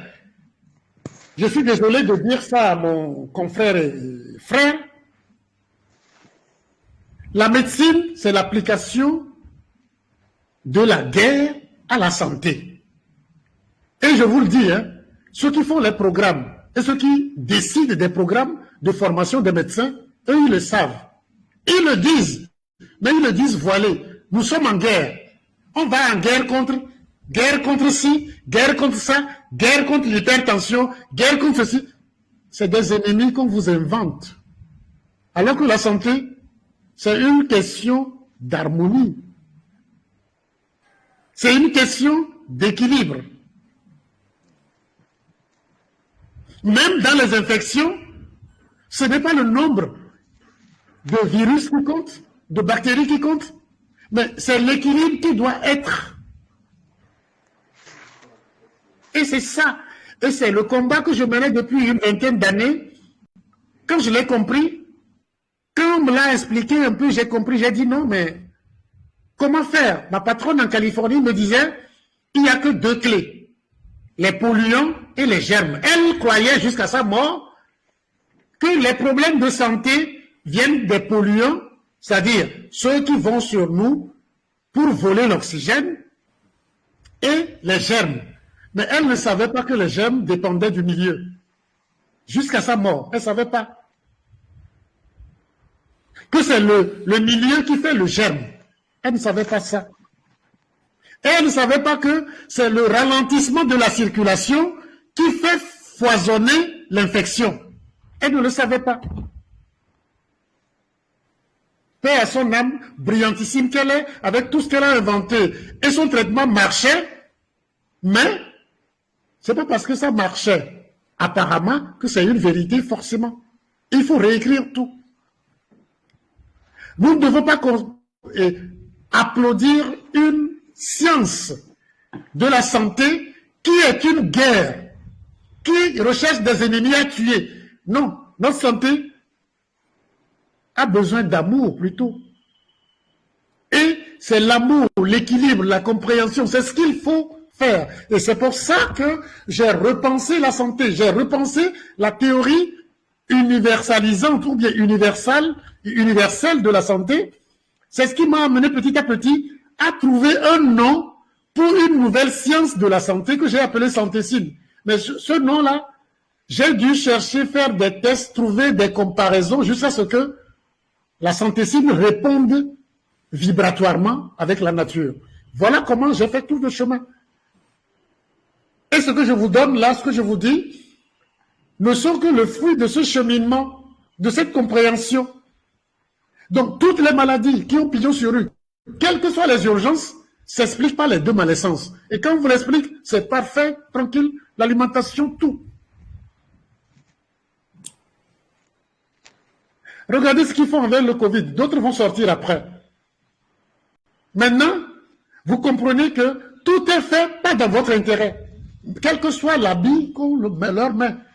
ATBF par ici, pour vous qui êtes au Togo, ici aussi il y a l'équivalent, et ils sont partout, on les dit philanthropes, mais c'est eux qui financent les avortements, la tuerie, tout, les assassinats. La santé, c'est l'amour. Et vous ne pouvez pas aspirer, sauver des gens, sauver des vies, soigner des gens si vous n'avez pas l'amour. Parce que la première condition de ce qu'on appelle l'amour, c'est quoi? Primum non nocere.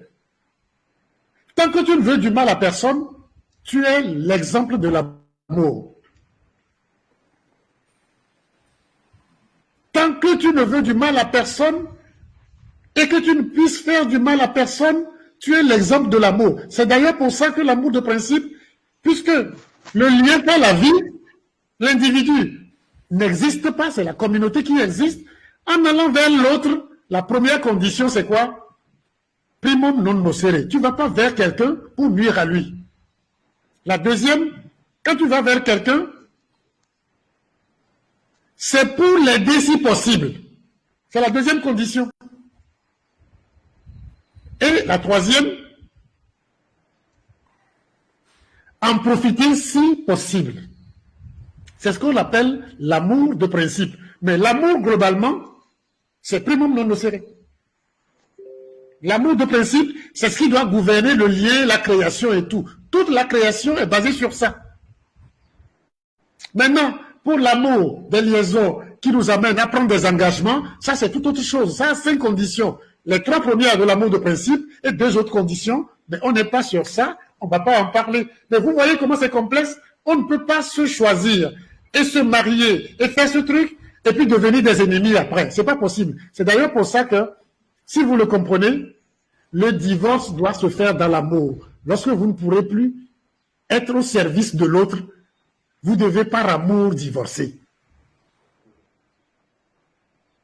C'est-à-dire, ce que je vous dis, c'est un autre niveau de compréhension spirituelle, c'est très profond. Pourtant, on va vous dire, les écrits, c'est on dit ci, on dit ça. Et pourtant, ce que nous vivons est totalement différent. On a dépassé le temps imparti, comme d'habitude.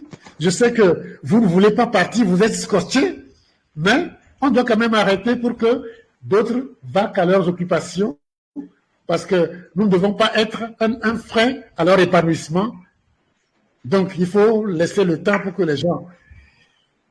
Merci, docteur. Mais avant que nous ne mettions fin à notre émission d'aujourd'hui, je voudrais vous expliquer quelque chose. Je ne sais pas, c'est une question. Entre-temps, j'ai suivi un docteur camerounais qui disait que lui, il ne fait jamais de vaccination à ses enfants, que ses enfants se portent bien. C'est un éminent docteur, j'ai oublié le nom, que lui ne fait jamais de vaccin à ses enfants, mais que les enfants se portent très très bien. Alors que chez nous ici, c'est obligatoire. Carnet. L'enfant de 0 âge X, là, il faut une gamme de vaccination. Là. Comment est-ce que vous nous expliquez ça? Le docteur Amadou en sait quelque chose parce que c'est chez eux que ça se fait. Et quand les gens accouchent et autres, c'est eux qui dictent les lois. Et sans ces carnets, les enfants ne peuvent pas aller dans certaines écoles. Mais je vous le dis, le vaccin, les Africains ne faisaient pas la scarification. C'est les scarifications qu'on fait avec des poudres noires qu'on met dedans là. C'est ça l'origine du vaccin. Ça s'appelle ETI chez nous dans notre langue maternelle. Dans l'intérêt, c'est fait dans l'intérêt des gens. Mais vous voyez que si quelqu'un veut pervertir ça, il suffit qu'il mette quelque chose qui t'empêche d'être en forme. Et tu deviens l'esclave modèle pour payer la rente de vie. Vous comprenez? Les gens qui ont des enfants à qui ils ont fait des vaccins, s'ils vont faire d'autres enfants, ils n'ont qu'à essayer de résister, mais de ne pas faire de vaccin aux autres enfants. Vous allez voir que les autres enfants sans vaccin se porteront mieux que ceux qui ont été vaccinés. C'est bizarre, non? Vraiment, très bizarre. C'est bizarre. Ça veut dire que le vaccin n'est pas fait dans votre intérêt, et je vous le dis. Ce qu'ils ont voulu faire avec le vaccin du Covid, qui n'ont pas pu réussir, ils vont glisser ça dans les autres vaccins, comme pour le sida. Soyez éveillés. C'est pourquoi je vous dis, reprenez votre souveraineté. Et je sollicite mes confrères pour qu'ils aient la compréhension de signer les carnets sans empoisonner les enfants. Merci beaucoup, merci docteur, merci à tous ceux qui nous ont suivis. Merci à M. Chérif Gongo, notre consultant francophone. S'il vous plaît, peut-être que les gens ont des questions. Toi, tu as essayé de poser ton truc. Il faut qu'on leur fasse la faveur au moins. Ah, ok, d'accord. S'il vous plaît, merci. D'accord. Donc, on va recevoir quelques questions. Si vous avez des questions à poser, vous pouvez les balancer. On va les lire rapidement. Nous sommes toujours 91 participants dans la salle. Entre-temps, on était arrivé à 100. Actuellement, bon, il semble que les gens... Il y a plus de gens sur Facebook, hein? Non, il n'y a plus de gens sur Facebook. On va transmettre ça sur Facebook après. Donc, ceux qui veulent nous suivre sur Facebook, ils peuvent trouver ça. Ok. Alors, nous sommes au nombre de 505 membres sur Forum AIM Afrique francophone. Et il y a 91 qui sont toujours actuellement dans la salle. On était au nombre de 100. Donc aujourd'hui, c'est notre première expérience avec Telegram et j'ai remarqué que ça a bien marché. On va encore faire une prochaine fois, voir bon, comment ce que ça va donner. Et je crois que bon, ça serait bien qu'on adopte le Telegram. Parce que c'est Oui, plus on va flexible l'adopter, à ce que mais moi ici, je vois. il y a des possibilités qui ne sont pas données. Comment faire les messages tranquillement et les messages privés et autres. On va maîtriser Oui, ça petit oui, à oui. petit et puis on On verra. va petit à petit, on va tout maîtriser et ça va aller. Il y a tout ça dans Alors, le système, seulement que comme c'est notre première expérience, on ok. n'a pas encore tout maîtrisé. Je crois qu'avec le temps, ça va aller. Il y a Leader Neyou qui dit ceci, vraiment, mes deux premiers enfants, les deux filles sont vaccinées, mais le dernier né qui n'est pas vacciné est en bien meilleure forme. Lui qui est obstinément végétarien. Je valide donc. Donc, ça, c'est un témoignage de Leader Neyou. Il a fait l'expérience avec ses enfants. Et il a vu que bon, ça marche. C'est-à-dire, Oui. c'est des réalités que les gens vivent. Mais leurs yeux sont devenus autre chose parce que l'œil voit autre chose et la tête leur dit autre chose. Ils préfèrent croire à ce que leur tête leur dit sans accepter d'analyser ce qu'ils voient. Mais c'est ça la vérité, la nature est la vérité et c'est à nous de faire un mimétisme. C'est ce qui se fait. Mais seulement on fait le mimétisme biaisé pour exploiter notre ignorance. Et vivement, le vaccin s'appelle maintenant AIM. Chez les enfants, c'est Kidi. La femme enceinte, pareil. Hein, je vous dis, si vous mettez les enfants, les femmes, le docteur Amadou sait que à une taille donnée, quand tu es enceinte, on prévoit tout de suite la césarienne. Mais quand on mettra les produits AIM à ces femmes-là, vous allez voir qu'elles vont accoucher comme les animaux aussi accouchent, sans césarienne. Sans difficulté. Oui. Donc, vous voyez, AIM c'est les vaccins, AIM c'est la vie, AIM c'est tout. Merci à Chérif et à sa petite famille et aux gens qui ont eu le devoir de mettre ces produits dans la population, quoique l'explication que nous donnons, l'explication, le secret que nous livrons ici sur ces produits ne sont pas les secrets originels, mais c'est les secrets spirituels des choses. Parce qu'il y a le côté physique et le côté spirituel de la chose. Maintenant, on comprend très bien, vivement, que AIM devient le modèle de vie. Et ça ne peut que l'être. Prions pour que ça continue ainsi. Voilà. Merci beaucoup, docteur. Je crois que nous allons mettre fin à notre conférence du jour, puisqu'il n'y a plus de questions qui arrivent. Nous remercions tous ceux qui nous ont suivis. Aujourd'hui, nous étions très nombreux à suivre la conférence du docteur Jean-Paul Amigan. Nous remercions également notre cabine technique, Eloi, qui nous a aidé vraiment à avoir de bons sons. Moi, je suis Jacques Polizou Fabrice. Oui, je suis naturothérapeute formé. Oui. Eloi et son équipe ont fait un travail de génie. Merveilleux. C'est ça. Vraiment, bravo. J'espère que les jours à venir vont rendre le truc plus soft. Plus meilleur, oui, c'est ça. Donc, merci à tout le monde. Namasté et à la prochaine. Bye bye, docteur. Bye. Namasté. Bye. Oui. Merci. Et je n'oublie pas, hein, merci au docteur Amadou pour les informations. Oui, effectivement. Merci, docteur, qui nous a expliqué certaines choses. Merci à lui. En tout cas, c'est un frère. C'est un frère. On se connaissait à la faculté, c'est un frère. Merci. Effectivement. Merci et bye bye. Ciao.